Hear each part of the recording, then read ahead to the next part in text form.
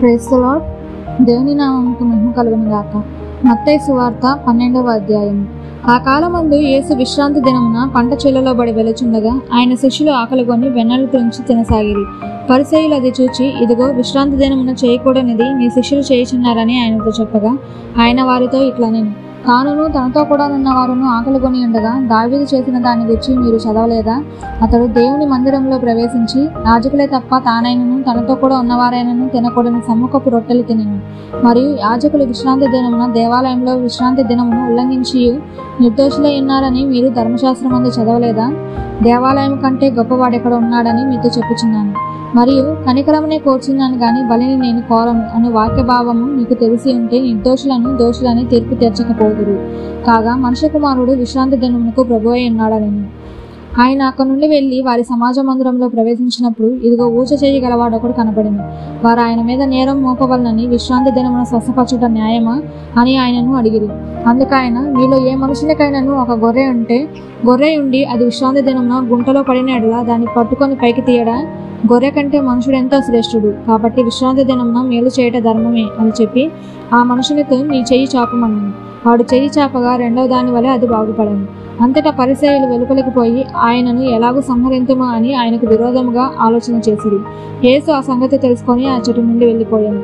బహుజనులు ఆయనను వెంబడింపగా ఆయన వారందరినీ స్వస్థపరిచి తన్ను ప్రసిద్ధి చేయవద్దని వారికి ఆజ్ఞాపించింది. ప్రవక్త అయిన యెషయా ద్వారా చెప్పినది నెరవేరినట్లు అలాగున జరిగింది. అదేమనగా, ఇదిగో ఈయన నా సేవకుడు, ఈయనను నేను ఏర్పరచుకొంటిని, ఈయన నా ప్రాణానికి ఇష్టడైన నా ప్రియుడు, ఈయన మీద నా ఆత్మ నుంచెదను. ఈయన అన్యజనులకు న్యాయ విధిని ప్రచురము చేయను. ఈయన జగడమాడడు, కేకలు వేయడు. వీధులలో ఈయన శబ్దం ఎవనికిని వినబడదు. విజయముందుటకును న్యాయ విధిని ప్రబలము చేయ వరకును ఈయన నలిగిన రేళ్లను విరువడు, మకమకలాడుచున్న అవిసనాలను ఆర్పడు. ఈయన నామమందు అన్యజనులు నిరీక్షించెదరు అనున్నదే. అప్పుడు దయ్యము పట్టిన గుడ్డివాడును మూగవాడునైన ఒకడు ఆయన ఎద్దకు తేబడను. ఆయన వానిని స్వస్థపరిచినందున ఆ మూగవాడు మాటలాడ శక్తియు చూపును గలవాడాయను. అందుకు ప్రజలందరూ విస్మయం పొందిరి. ఈయన దావీదు కుమారుడు కాడా అని చెప్పుకొనిచుండిరి. పరిసయ్యులు ఆ మాట విని, వీడు దయ్యములకు అధిపతి అయిన బయల్జెబూలు వలననే దయ్యములను వెళ్ళగొట్టుచున్నాడు గాని మరి ఒకని వలన కాదనిది. ఆయన వారి తలంపులను ఎరిగి వారితో ఇట్లనెను, తనకు తానే విరోధంగా వేరుపడిన ప్రతి రాజ్యము పాడైపోవును. తనకు తానే విరోధంగా వేరుపడిన ఏ పట్టణమైనను ఏ ఇల్లైనను నిలవదు. సాతానును వెలగొట్టిన ఎడల తనకు తానే విరోధంగా వేరుపడును. అట్లయితే వాని రాజ్యం ఎలాగు నిల్చును? నేను బయల్జెబూలు వలన దయ్యములను వెళ్ళగొట్టుచున్న ఎడల మీ కుమారులు ఎవరి వలన వాటిని వెళ్ళగొట్టుచున్నారు? కాబట్టి వారే మీకు తీర్పరులయ్యుందురు. దేవుని ఆత్మ వలన నేను దయ్యములను వెళ్ళగొట్టుచున్న ఎడల నిశ్చయముగా దేవుని రాజ్యము మీ వద్దకు వచ్చి ఉన్నది. ఒకడు మొదట బలవంతుని బంధింపని ఎడల ఎలాగూ ఆ బలవంతుని ఇంటిలో చొచ్చి అతని సామాగ్రి దోచుకొనగలడు? అట్లు బంధించిన ఎడల వాని ఇల్లు దోచుకొను. నా పక్షమున నుండని వాడు నాకు విరోధి, నాతో కలిసి సమకూర్చని వాడు చెదరగొట్టువాడు. కాబట్టి నేను మీతో చెప్పినదేమనగా, మనుషులు చేయు ప్రతి పాపమును దూషణయు వారికి క్షమింపబడును గాని ఆత్మ విషయమైన దూషణకు పాప క్షమాపణ లేదు. మనుష్య కుమారునికి విరోధంగా మాట్లాడువానికి పాప క్షమాపణ కలదు గాని పరిశుద్ధాత్మకు విరోధంగా మాట్లాడువానికి ఈ యుగమందైనను రాబోవు యుగమందైనను పాప క్షమాపణ లేదు. చెట్టు మంచిదని ఎంచి దాని పండును మంచిదే అని ఎంచుడి, లేదా చెట్టు చెడ్డదని ఎంచి దాని పండును చెడ్డదే అని ఎంచుడి. చెట్టు దాని పండు వలన తెలియబడును. సర్పసంతానమా, మీరు చెడ్డవారై ఉండి ఎలాగూ మంచి మాటలు పలుకగలరు? హృదయం నందు నిండియుండు దానిని బట్టి నోరు మాటలాడును కదా. సజ్జనుడు తన మంచి ధననిధిలో నుండి సద్విషయములను తెచ్చును, దుర్జనుడు తన చెడ్డ ధననిధిలో నుండి దుర్విషయములను తెచ్చును. నేను మీతో చెప్పునదేమనగా, మనుషులు పలుకు వ్యర్థమైన ప్రతి మాటను గూర్చి విమర్శ దినమున లెక్క చెప్పవలసి ఉండును. నీ మాటలను బట్టి నీతిమంతుడవని తీర్పు నొందుదువు, నీ మాటలను బట్టి ఏ అపరాధివని తీర్పు నొందుదువు. అప్పుడు శాస్త్రులలోను పరిసయ్యులలోను కొందరు, బోధకుడా, నీ వలన ఒక సూచక్రియ చూడగోరుచున్నామని ఆయనతో చెప్పగా ఆయన ఇట్లానెను, వ్యభిచారులైన చెడ్డతరము వారు సూచక క్రియను అడుగుచున్నారు. ప్రవక్త అయిన యోనాను గుర్చిన సూచక క్రియనే గాని మరి ఏ సూచక క్రియ అయినను వారికి అనుగ్రహింపబడదు. యోనా 3 రాత్రింబగళ్ళు తిమింగలము కడుపులో ఎలాగుండెనో అలాగు మనుష్య కుమారుడు 3 రాత్రింబగళ్ళు భూగర్భంలో ఉండును. నినివే వారు యోనా ప్రకటన విని మారు మనసు పొందిరి గనక విమర్శ సమయమున నినివే వారు ఈ తరము వారితో నిలవబడి వారి మీద నేరస్థాపన చేతురు. ఇదిగో యోనా కంటే గొప్పవాడు ఇక్కడ ఉన్నాడు. విమర్శ సమయమున దక్షిణ దేశపు రాణి ఈ తరము వారితో నిలవబడి వారి మీద నేరస్థాపన చేయును. ఆమె సొలొమోను జ్ఞానం వినుటకు భూమి అంతముల నుండి వచ్చింది. ఇదిగో సొలొమోను కంటే గొప్పవాడు ఇక్కడ ఉన్నాడు. అపవిత్ర ఆత్మ ఒక మనిషిని వదిలిపోయిన తర్వాత అది విశ్రాంతి వెతుకుచు నీరు లేని చోట్ల తిరుగుచుండెను. విశ్రాంతి దొరకనందున నేను వదిలి వచ్చిన నా ఇంటికి తిరిగి వెళ్ళుదుననుకొని వచ్చి ఆ ఇంట ఎవరినూ లేక అది ఊడ్చి అమర్చి ఉండుట చూచి వెళ్ళి తనకంటే చెడ్డమైన మరి 7 దెయ్యములను వెంటబెట్టుకొని వచ్చును. అవి దానిలో ప్రవేశించి అక్కడనే కాపురముండెను. అందుచేత ఆ మనుషుని కడపటి స్థితి మొదటి స్థితి కంటే చెడ్డదగును. అలాగే ఈ దుష్టతరం వారికి సంభవించును. నేను ఆయన జనసమూహములతో ఇంకా మాట్లాడుచుండగా ఇదిగో ఆయన తల్లియు సహోదరులను ఆయనతో మాట్లాడగోరుచు వెలుపల నిలిచి ఉండిరి. అప్పుడొకడు, ఇదిగో నీ తల్లియు నీ సహోదరులను నీతో మాట్లాడవలనని వెలుపల నిలిచి ఉన్నారని ఆయనతో చెప్పాను. అందుకు ఆయన తనతో ఈ సంగతి చెప్పిన వాణిని చూచి, నా తల్లి ఎవరు, నా సహోదరులు ఎవరు అని చెప్పి తన శిష్యుల వైపు చేయి చాపి, ఇదిగో నా తల్లియు నా సహోదరులను, పరలోకమందున నా తండ్రి చిత్తము చొప్పున చేయువాడే నా సహోదరును, నా సహోదరియు, నా తల్లియు ననెను. 13వ అధ్యాయం. ఆ దినమందు యేసు ఇంటి నుండి వెళ్లి సముద్ర తీరంలో కూర్చుండెను. బహుజన సమూహములు తన ఎద్దకు కూడి వచ్చినందున ఆయన దోణి ఎక్కి కూర్చుండెను. ఆ జనులందరూ దరికి నిలిచి ఉండిరి. ఆయన వారిని చూచి చాలా సంగతులు ఉపమాన రీతిగా చెప్పాను. ఎట్లనగా, ఇదిగో విత్తువాడు విత్తుటకు బయలువెళ్ళెను. వాడు విత్తుచుండగా కొన్ని విత్తనములు త్రోవ పక్కన పడెను. పక్షులు వచ్చి వాటిని మింగివేసెను. కొన్ని చాలా మన్ను లేని రాతి నేలను పడెను. అక్కడ మన్ను లోతుగా ఉండనందున అవి వెంటనే మొలిచెను గాని సూర్యుడు ఉదయించినప్పుడు అవి మాడి వేరు లేనందున ఎండిపోయాను. కొన్ని ముండ్ల పొదలలో పడెను. ముండ్ల పొదలు ఎదిగి వాటిని అణిచివేసెను. కొన్ని మంచి నేలను పడి ఒకటి 100 గాను, ఒకటి 60 గాను, ఒకటి 30 గాను ఫలించెను. చెవులు గలవాడు వినుగాక అని చెప్పాను. తర్వాత శిష్యులు వచ్చి, నీవు ఉపమాన రీతిగా ఎందుకు వారితో మాట్లాడుచున్నావని ఆయనను అడగగా ఆయన వారితో ఇట్లనెను, పరలోక రాజ్యం మర్మములు ఎరుగుట మీకు అనుగ్రహింపబడి ఉన్నది గాని వారికి అనుగ్రహింపబడలేదు. కలిగిన వానికి ఇయ్యబడును, వానికి సమృద్ధి కలుగును. లేని వానికి కలిగినదియు వాని యొద్ద నుండి తీసివేయబడును. మరియు వారు చూచుచుండియు చూడరు, వినుచుండియు వినకయు గ్రహింపకయు నున్నారు. ఇందు నిమిత్తము నేను ఉపమాన రీతిగా వారికి బోధించుచున్నాను. ఈ ప్రజలు కన్నులారా చూచి చెవులారా విని హృదయంతో గ్రహించి మనసు త్రిప్పుకొని నా వలన స్వస్థత పొందకుండునట్లు వారి హృదయము క్రొవ్వినది, వారి చెవులు వినుటకు మందములైనవి. వారు తమ కన్నులను మూసుకొని ఉన్నారు గనుక మీరు వినుట మట్టుకు విందురు గాని గ్రహింపనే గ్రహింపుడు, చూచుట మట్టుకు చూతురు గాని ఎంత మాత్రమును తెలుసుకొనరు అని యెషయా చెప్పిన వచనము వీరి విషయమై నెరవేరుచున్నది. అయితే మీ కన్నులు చూచుచున్నవి గనక అవి ధన్యములైనవి, మీ చెవులు వినుచున్నవి గనక అవి ధన్యములైనవి. అనేక ప్రవక్తలను నీతిమంతులను మీరు చూచువాటిని చూడగోరి చూడకపోయిరి, మీరు వినువాటిని వినగోరి వినకపోయిరని మీతో నిశ్చయముగా చెప్పుచున్నాను. విత్తువాని గుర్చిన ఉపమాన భావం వినుడి. ఎవడైనను రాజ్యమును గుర్చిన వాక్యము విని గ్రహింపకుండగా దుష్టుడు వచ్చి వాని హృదయంలో విత్తబడిన దానిని ఎత్తుకొని పోవును. త్రోవ పక్కన విత్తబడిన వాడు వీడే. రాతి నేలన విత్తబడిన వాడు వాక్యము విని వెంటనే సంతోషంతో దానిని అంగీకరించువాడు. అయితే అతనిలో వేరు లేనందున అతడు కొంతకాలము నిలిచిన గాని వాక్యము నిమిత్తము శ్రమైనను హింసైనను కలుగగానే అభ్యంతరపడును. ముండ్ల పొదలలో విత్తబడిన వాడు వాక్యము వినవాడే గాని ఐహిక విచారమును ధనమోసమును ఆ వాక్యమును అణిచివేయను గనుక వాడు నిష్ఫలుడవును. మంచి నేలన విత్తబడిన వాడు వాక్యము విని గ్రహించువాడు. అట్టివారు సఫలులై ఒకడు 100 గాను, ఒకడు 60 గాను, ఒకడు 30 గాను ఫలించునని ఆయన మరి ఒక ఉపమానం వారితో చెప్పాను. ఏమనగా, పరలోక రాజ్యము తన పొలంలో మంచి విత్తనం విత్తిన ఒక మనిషిని పోలి ఉన్నది. మనుషులు నిద్రించుచుండగా అతని శత్రువు వచ్చి గోధుమల మధ్యన గురుగులు విత్తిపోయాను. మొలకలు పెరిగి గుంజపట్టినప్పుడు గురుగులు కూడా ఆగపడాను. అప్పుడు ఇంటి యజమానుని దాసులు అతని వద్దకు వచ్చి, అయ్యా, నీవు నీ పొలంలో మంచి విత్తనం విత్తితేవి కదా, అందులో గురువులు ఎక్కడి నుండి వచ్చినవి అని అడిగిరి. ఇది శత్రువు చేసిన పని అని అతడు వారితో చెప్పగా ఆ దాసులు, మేము వెళ్ళి వాటిని పెరిగి కూర్చోటానికి ఇష్టమా అని అతన్ని అడిగిరి. అందుకతడు, వద్దు, గురుగులను పెరుగుచుండగా వాటితో కూడా ఒకవేళ గోధుమలను పెళ్ళగెంతురు. కోతకాలం వరకు రెంటిని కలిసి ఎదగనీయుడి. కోతకాలం ముందు గురుగులను ముందుగా కూర్చి వాటిని కాల్చివేడుకు కట్టలు కట్టి గోధుమలను నా కొట్టులో చేర్చి పెట్టుడని కోతగాండ్రతో చెప్పుదునని ఆయన మరి ఒక ఉపమానం వారితో చెప్పాను. పరలోక రాజ్యము ఒకడు తీసుకొని తన పొలంలో విత్తిన ఆవగింజను పోలి అన్నది. అది విత్తనములన్నిటిలో చిన్నదే గాని పెరిగినప్పుడు కూర మొక్కలన్నిటిలో పెద్దదై ఆకాశ పక్షులు వచ్చి దాని కొమ్మల యందు నివసించినంత చెట్టగును. ఆయన మరి ఒక ఉపమానం వారితో చెప్పాను. పరలోక రాజ్యము ఒక స్త్రీ తీసుకొని పిండి అంతయు పులిసి పొంగు వరకు 3 కుంచముల పిండిలో దాచిపెట్టిన పుల్లని పిండిని పోలి ఉన్నది. నేను నా నోరు తెచ్చి ఉపమాన రీతిగా బోధించేదను. లోకము పుట్టినది మొదలుకొని మరుగు చేయబడిన సంగతులు తెలియజెప్పేదను అని ప్రవక్త చెప్పిన మాట నెరవేరినట్లు యేసు ఈ సంగతులన్నిటినీ జనసమూహములకు ఉపమాన రీతిగా బోధించెను. ఉపమానం లేక వారికి ఏమీ బోధింపలేదు. అప్పుడు ఆయన జనసమూహములను పంపివేసి ఇంటిలోనికి వెళ్ళగా ఆయన శిష్యులు ఆయన ఎదుకు వచ్చి, పొలములోని గురుగులను గుచ్చిన ఉపమాన భావము మాకు తెలియజెప్పమనిది. అందుకు ఆయన ఇట్లా, నేను మంచి విత్తనం విత్తువాడు మనుష్య కుమారుడు, పొలము లోకము, మంచి విత్తనములు రాజ్య సంబంధులు, గురువులు దుష్టుని సంబంధులు, వాటిని విత్తిన శత్రువు అపవాది, కోత యుగ సమాప్తి, కోత కోయేవారు దేవదూతులు, గురుగులు ఎలాగూ కూర్చబడి అగ్నిలో కాల్చివేయబడనో అలాగే యుగ సమాప్తి యందు జరుగును.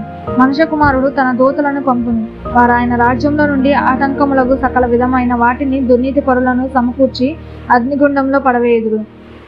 అక్కడ ఏడుపును పండ్లు కొరుకుటయే ఉండును. అప్పుడు నీతిమంతులు తమ తండ్రి రాజ్యంలో సూర్యుని వలె తేజరిల్లుదురు. చెవులు గలవాడు వినుగాక. పరలోక రాజ్యము పొలంలో దాచబడిన ధనమును పోలి ఉన్నది. ఒక మనుషుడు దాన్ని కనుగొని దాచిపెట్టి అది దొరికిన సంతోషంతో వెళ్ళి తనకు కలిగినదంతయు అమ్మి ఆ పొలమును కొనును. మరియు పరలోక రాజ్యము మంచి ముత్యములను కొనవెదుకుచున్న వర్తకును పోలి ఉన్నది. అతడు అమూల్యమైన ఒక ముత్యమును కనుగొని పోయి తనకు కలిగినదంతయు అమ్మి దానిని కొనును. మరియు పరలోక రాజ్యము సముద్రంలో వేయబడి నానా విధములైన చేపలను పట్టిన వలను పోలి ఉన్నది. అది నిండినప్పుడు దానిని దరికిలాగి కూర్చుండి మంచి వాటిని గంపలో చేర్చి చెడ్డవాటిని బయట పారవేయుదురు. అలాగే యుగ సమాప్తి యందు జరుగును. దేవదూతలు వచ్చి నీతిమంతుల నుండి దుష్టులను వేరపరిచి వీరిని అగ్నిగుండములో వేయుదురు. అక్కడ ఏడుపును పండ్లు కొరకటయూ ఉండును.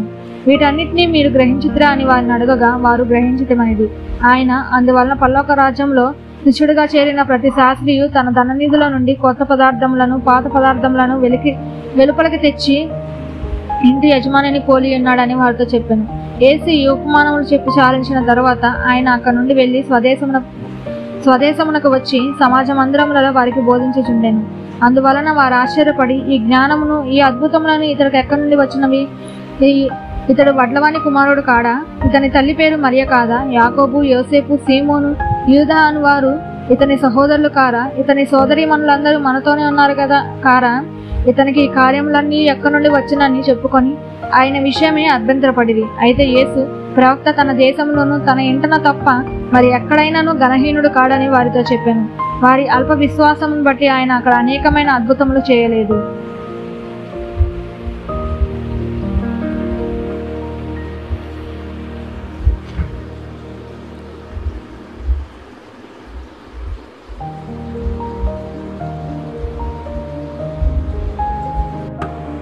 పద్నాలుగవ అధ్యాయం. ఆ సమయమందు చతుర్థాధిపతి అయిన హేరోదు యేసును గుర్చిన సమాచారం విని, ఇతడు బాప్తిసమిచ్చే యోహాను, అతడు మృతుల్లో ఉండి లేచి ఉన్నాడు, అందువల్లనే అద్భుతములు అతని యందు క్రియారూపమగుచున్నావని తన సేవకులతో చెప్పాను.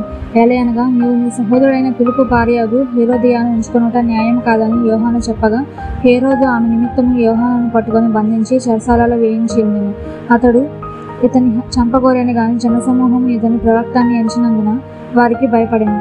అయితే హేరోదు జన్మదినోత్సవము వచ్చినప్పుడు హేరోదియ కుమార్తె వారి మధ్య నాచమాడి హేరోదును సంతోషపరిచింది కనుక ఆమె ఏమి అడిగినా ఇచ్చేదని అతడు ప్రమాణపూర్వకంగా వాగ్దానం చేసింది. అప్పుడు ఆమె తన తల్లి చేత ప్రేరేపింపబడినదై బాప్తిసమిచ్చే యోహాను తలను ఇక్కడ పళ్ళెంలో పెట్టి నాకు ఇప్పించమని అడిగింది. రాజు దుఃఖపడినను తాను చెప్పిన ప్రమాణము నిమిత్తమును తనతో కూడా భోజనమును కూర్చున్న వారి నిమిత్తమును ఈయన ఆజ్ఞాపించి బంటోతును పంపి చెరసాలలో యోహాను తల కొట్టించాను. వాడతని తల పళ్ళెంలో పెట్టి తెచ్చి ఆ చిన్నదానికి ఇచ్చింది. ఆమె తన తల్లి వద్దకు దాన్ని తీసుకుని వచ్చింది. అంతటా యోహాను శిష్యులు వచ్చి శవంని ఎత్తుకొని పోయి పాతిపెట్టి యేసునొద్దకు వచ్చి తెలియజేసిరి. యేసు ఆ సంగతి విని దోణి ఎక్కి అక్కడి నుండి అరణ్య ప్రదేశమునకు ఏకాంతంగా వెళ్ళను. జనసమూహంలో ఆ సంగతి విని పట్టణంలో నుండి కాలినడకన ఆయన వెంట వెళ్ళేది. ఆయన వచ్చి ఆ గొప్ప జనసమూహం చుచ్చి వారి మీద కనికరపడి వారిలో రోగులైన వారిని స్వస్థపరచను. సాయంకాలమైనప్పుడు శిష్యులు ఆయన ఎద్దకు వచ్చి, ఇది అరణ్య ప్రదేశం, ఇప్పటికే ప్రొద్దుపోయింది. ఈ జనులు గ్రామంలోనికి వెళ్లి భోజన పదార్థం కొనుక్కొనుటకై వారిని పంపివేయమని చెప్పిరి. యేసు, వారు వెళ్ళనక్కర్లేదు, మీరే వారికి భోజనం పెట్టుడని వారితో చెప్పగా, వారు, ఇక్కడ మన యొద్ద 5 రొట్టెలను 2 చేపలను తప్ప మరేమీ లేదని ఆయనతో చెప్పిరి. అందుకు ఆయన, వాటిని నా ఎదుకు తెండని చెప్పి పచ్చిక మీద కూర్చుండడని జనులకు ఆజ్ఞాపించి 5 రొట్టెలను 2 చేపలను పట్టుకొని ఆకాశం వైపు కన్నులెత్తి ఆశీర్వదించి ఆ రొట్టెలు విచ్చి శిష్యులకు ఇచ్చింది. శిష్యులు జనులకు వడ్డించిరి. వారందరూ తిని తృప్తి పొందిన తరువాత మిగిలిన ముక్కలు 12 గంపల నిండా ఎత్తిరి. స్త్రీలను పిల్లలను గాక తినిన వారు ఇంచుమించు 5,000 మంది పురుషులు. వెంటనే ఆ జనసమూహములను తాను పంపివేయనంతలో తన శిష్యులు దోణి ఎక్కి తనకంటే ముందుగా అద్దరికి వెళ్ళవాలని ఆయన వారిని బలవంతము చేశాను. ఆయన ఆ జనసమూహములను పంపివేసి ప్రార్థన చేయుటకు ఏకాంతముగా కొండ ఎక్కిపోయి సాయంకాలమైనప్పుడు ఒంటరిగా ఉండెను. అప్పటికి ఆ దోణి దరికి దూరంగా నుండగా గాలి ఎదురైనందున అలల వలన కొట్టబడుచుండెను. రాత్రి 4వ జామున ఆయన సముద్రం మీద నడుచుచు వారి యొద్దకు వచ్చెను.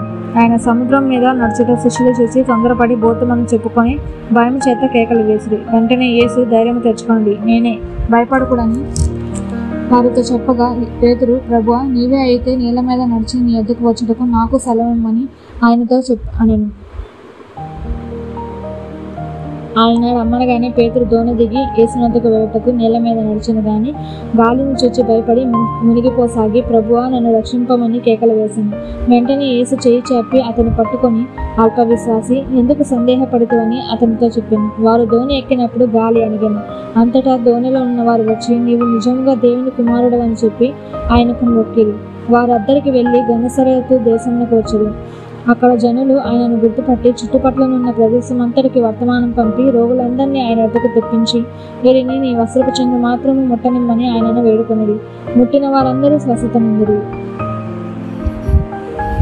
15వ అధ్యాయం. ఆ సమయమున యెరూషలేము నుండి శాస్త్రులను పరిసయ్యులను యేసునొద్దకు వచ్చి, నీ శిష్యులు చేతులు కడుక్కొనకుండా భోజనం చేయుచున్నారే, వారెందు నిమిత్తము పెద్దల పారంపర్యాచారమును అతిక్రమించుచున్నారని అడిగిరి.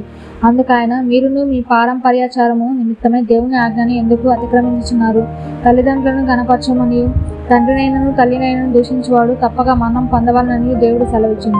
మీరైతే ఒకడు తన తండ్రినైనను తల్లినైనను చూచి, నా వల్ల నీకేది ప్రయోజనమగును, అదే దేవార్పితమని చెప్పిన ఎడల అతడు తన తండ్రినైనను తల్లినైనను గణపరచక్కర్లేదని చెప్పుచున్నారు. మీరు మీ పారంపర్యాచారము నిమిత్తమే దేవుని వాక్యమును నిర్ధకం చేయుచున్నారు. వేషధారులారా, ఈ ప్రజలు తమ పెదలతో నన్ను గణపరచదు గాని వారి హృదయం నాకు దూరంగా ఉన్నది. మనుషులు కల్పించిన పద్ధతులు దైవోపదేశంలని బోధించుచు వారు నన్ను వ్యర్థంగా ఆరాధించుచున్నారు అని యెషయా మిమ్మల్ని గూర్చి ప్రవచించిన మాట సరియే అని వారితో చెప్పి జనసమూహములను పిలిచి, మీరు విని గ్రహించుడి. నోట పడినది మనుషుని అపవిత్రపరచదు గాని నోట నుండి వచ్చినదే మనుషుని అపవిత్రపరచునని వారితో చెప్పాను. అంతటా ఆయన శిష్యులు వచ్చి, పరిసయ్యులు ఆ మాట విని అభ్యంతరపడిరని నీకు తెలియనా అని ఆయనను అడగగా, ఆయన పరలోకమందున్న నా తండ్రి మాటని ప్రతి మొక్కయు పెళ్లగింపబడును. వారి జోలికి పోకుడి. వారు గుడ్డివారై ఉండి గుడ్డివారికి త్రోవ చూపువారు. గుడ్డివాడు గుడ్డివానికి త్రోవ చూపిన ఎడల వారిద్దరు గుంటలో పడుదురు కదా అని. అందుకు పేతురు ఈ ఉపమాన భావము మాకు తెలపమని ఆయనను అడగగా, ఆయన, మీరును ఇంతవరకు అవివేకులై ఉన్నారా? నోటిలోనికి పోవున్నదంతా ఈ కడుపులో నుండి బావిరి భూమిలో విడవబడును గాని నోట నుండి బయటికి వచ్చినవి హృదయంలో నుండి వచ్చును. ఇవే మనుషుని అపవిత్రపరచునని మీరు గ్రహింపరా? దురాలోచనలు, నరహత్యలు, వ్యభిచారములు, వేశ్యాగమనములు, దొంగతనములు, అబద్ధ సాక్ష్యములు, దేవదూషణలు హృదయంలో నుండియే వచ్చును. ఇవే మనుషుని అపవిత్రపరచును గాని చేతులు కడుగొనక భోజనము చేయటం మనుషుని అపవిత్రపరచదని చెప్పాను. యేసు అక్కడ నుండి బయలుదేరి తూరు సీదోనుల ప్రాంతంలోకి వెళ్ళగా, ఇదిగో ఆ ప్రాంతం నుండి కానాను స్త్రీ ఒకటి వచ్చి, ప్రభువా, దావీదు కుమారుడా, నన్ను కరుణింపుము, నా కుమార్తె దయ్యము పట్టి బహు బాధపడుచున్నదని కేకలు వేసింది. అందుకు ఆయన ఆమెతో ఒక్క మాట అయినను చెప్పలేదు. అప్పుడు ఆయన శిష్యులు వచ్చి, ఈమె మన వెంబడి వచ్చి కేకలు వేయుచున్నది గనుక ఈమెను పంపివేయమని ఆయనను వేడుకొనగా, ఆయన, ఇశ్రాయేలు ఇంటివారే నశించిన గొర్రెల ఎదుకే గాని మరి ఎవని ఎదుకును నేను పంపబడలేదని. ఆయనను ఆమె వచ్చి ఆయనకు మొక్కి, ప్రభువా, నాకు సహాయం చేయమని అడిగాను. అందుకైనా పిల్లల రొట్టె తీసుకొని కుక్క పిల్లలకు వేయుట యుక్తం కాదని చెప్పగా, ఆమె, నిజమే ప్రభువా, కుక్క పిల్లలు కూడా తమ యజమానుల బల మీద నుండి పొడుగు ముక్కలు తినను కదా అని చెప్పింది. అందుకు యేసు, అమ్మ, నీ విశ్వాసము గొప్పది, నీవు కోరినట్టే నీకు అవును గాక అని ఆమెతో చెప్పాను. ఆ గడియలోనే ఆమె కుమార్తె స్వస్థత నొందెను. యేసు అక్కడి నుండి వెళ్లి గలిలయ సముద్ర తీరమునకు వచ్చి కొండ ఎక్కి అక్కడ కూర్చుండగా బహుజన సమూహములు ఆయన యొద్దకు కుంటివారు, గుడ్డివారు, మూగవారు, అంగహీనులు మొదలైన అనేకులను తీసుకుని వచ్చి ఆయన పాదముల యొద్ద పడవేసిరి. ఆయన వారిని స్వస్థపరచెను. మూగవారు మాట్లాడుటయు, అంగహీనులు బాగుపడుటయు, కుంటివారు నడుచుటయు, గుడ్డివారు చూచుటయు జనసమూహం చూసి ఆశ్చర్యపడి ఇశ్రాయేలు దేవుని మహిమపరచిరి. అంతటా యేసు తన శిష్యులను పిలిచి, ఈ జనులు నేటికి 3 దినముల నుండి నా యొద్ద ఉన్నారు. వారికి తిననేమీ లేదు గనక వారి మీద కనికరపడుచున్నాను. వారు మార్గంలో మూర్చిపోదురేమో అని వారిని ఉపవాసంతో పంపివేయుటకు నాకు మనసు లేదని వారితో చెప్పగా, ఆయన శిష్యులు, ఇంత గొప్ప జనసమూహమునకు ఇంత గొప్ప జనసమూహమును తృప్తిపరచుటకు కావాల్సిన రొట్టెలు అరణ్య మార్గంలో మనకు ఎక్కడి నుండి వచ్చునని ఆయనతో అనిది. యేసు, మీ వద్ద ఎన్ని రొట్టెలు ఉన్నవని వారిని అడగగా వారు 7 రొట్టెలను కొన్ని చిన్న చేపలను ఉన్నమని చెప్పారు. అప్పుడు ఆయన నేల మీద కూర్చుండుడని జనసమూహమునకు ఆజ్ఞాపించి ఆ 7 రొట్టెలను ఆ చేపలను పట్టుకొని కృతజ్ఞతాస్థుతులు చెల్లించి వాటిని విరిచి తన శిష్యులకు ఇచ్చింది. శిష్యులు జనసమూహమునకు వడ్డించిరి. వారందరూ తిని తృప్తి పొందిన మీదట మిగిలిన ముక్కలు 7 గంపల నిండా ఎత్తిరి. స్త్రీలను పిల్లలను గాక తినిన వారు 4,000 మంది పురుషులు. తర్వాత ఆయన జనసమూహములను పంపివేసి దోణి ఎక్కి మగదాను ప్రాంతములకు వచ్చెను. 16వ అధ్యాయము. అప్పుడు పరిసయ్యులను సద్దుకయ్యులను వచ్చి ఆయనను శోధించుటకు ఆకాశం నుండి ఒక సూచక క్రియను తమకు చూపమని ఆయనను అడగగా ఆయన ఇట్లనెను, సాయంకాలమున మీరు ఆకాశం ఎర్రగా ఉన్నది గనక వర్షము కురియదనియు, ఉదయమున ఆకాశం ఎర్రగాను మబ్బుగాను ఉన్నది గనక నేడు గాలివాన వచ్చిననియు చెప్పుదురు కదా. మీరు ఆకాశ వైఖరి వివేచింప నెరుగుదురు గాని ఈ కాలములను సూచనలను వివేచింపలేరు. వ్యభిచారులైన చెడ్డతరము వారు సూచక క్రియను అడుగుచున్నారు. అయితే యోనాను గుర్చిన సూచక క్రియయే గాని మరి ఏ సూచక క్రియ అయినను వారికి అనుగ్రహింపబడదని వారితో చెప్పి వారిని విడిచి వెళ్ళిపోయాను. ఆయన శిష్యులు అద్దరికి వచ్చి రొట్టెలు తెచ్చుట మరచిది. అప్పుడు యేసు చూచుకొనుడి, పరిసయ్యులు సద్దుకయ్యులు అని వారి పులిసిన పిండిని గురించి జాగ్రత్త పడుడని వారితో చెప్పాను. కాగా వారు, మనము రొట్టెలు తేనందన గదా ఈ మాట చెప్పానని తమలో తాము ఆలోచించుకొనుచుండిరి. యేసు అది ఎరిగి, అల్ప విశ్వాసులారా, మన యొద్ద రొట్టెలు లేవని మీరెందుకు ఆలోచించుకొనుచున్నారు? మీరింకనూ గ్రహింపలేదా?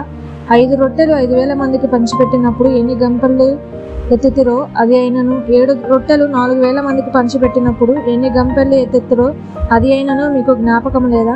నేను రొట్టెలను గూర్చి మీతో చెప్పలేదని మీరెందుకు గ్రహింపరు? పరిసయ్యులు సద్దుకయ్యులు అని వారి పులిసిన పిండిని గూర్చి జాగ్రత్త పడుడని చెప్పాను. అప్పుడు రొట్టెల పులిసిన పిండిని గూర్చి కాదు గాని పరిసయ్యులు సద్దుకయ్యులు అని వారి బోధన గూర్చే జాగ్రత్త పడవాలని ఆయన తమతో చెప్పానని వారు గ్రహించిరి. యేసు పిలుపుదైన కైసరయ ప్రాంతంలోకి వచ్చి మనుష్య కుమారుడు ఎవడని జనులు చెప్పుకొనిచున్నారని తన శిష్యులను అడగగా వారు, కొందరు బాప్తిసమిచ్చు యోహాననియు, కొందరు ఏలియా అనియు, కొందరు ఇర్మియా అనియు, లేక ప్రవక్తలలో ఒకడనియు చెప్పుకొనిచున్నారనిది. అందుకు ఆయన, మీరైతే నేను ఎవడనని చెప్పుకొనిచున్నారని వారిని అడిగాను. అందుకు సీమోను పేతురు, నీవు సజీవుడగు దేవుని కుమారుడవైన క్రీస్తువని చెప్పాను. అందుకు యేసు, సీమోన్ బర్యోనా, నీవు ధన్యుడవు, పరలోకమందున్న నా తండ్రి ఈ సంగతి నీకు బయలుపరచనే గాని నరులు నీకు బయలుపరచలేదు. మరియు నీవు పేతురువు, ఈ బండ మీద నా సంఘమును కట్టుదును, పాతాళలోక ద్వారములు దాని ఎదుట నిలవనేరవని నేను నీతో చెప్పుచున్నాను. పరలోక రాజ్యం యొక్క తాళపు చెవులు నీకిచ్చేదను. నీవు భూలోకమందు దేని బంధించదవో అది పరలోకమందును బంధింపబడును, భూలోకమందు దేని విప్పుదువో అది పరలోకమందును విప్పబడునని అతనితో చెప్పాను. అటు పిమ్మట తాను క్రీస్తు అని ఎవరితోనూ చెప్పవద్దని ఆయన తన శిష్యులకు ఖండితముగా ఆజ్ఞాపించాను. అప్పటి నుండి తాను యెరూషలేమునకు వెళ్ళి పెద్దల చేతను, ప్రధాన యాజకుల చేతను, శాస్త్రుల చేతను అనేక హింసలు పొంది చంపబడి 3వ దినమున లేచుట అగత్యమని యేసు తన శిష్యులకు తెలియజేయ మొదలుపెట్టగా పేతురు ఆయన చేయి పట్టుకొని, ప్రభువా, అది నీకు దూరం అవునుగాక, అది నీకెన్నడనూ కలగదని ఆయనను గద్దింపసాగాను.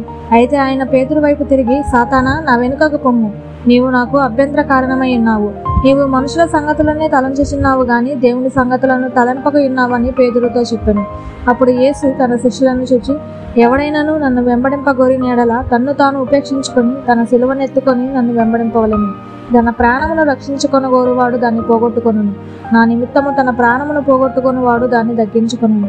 ఒక మనుషుడు లోకమంతయు సంపాదించుకొని తన ప్రాణమును పోగొట్టుకుంటే అతనికేమి ప్రయోజనము?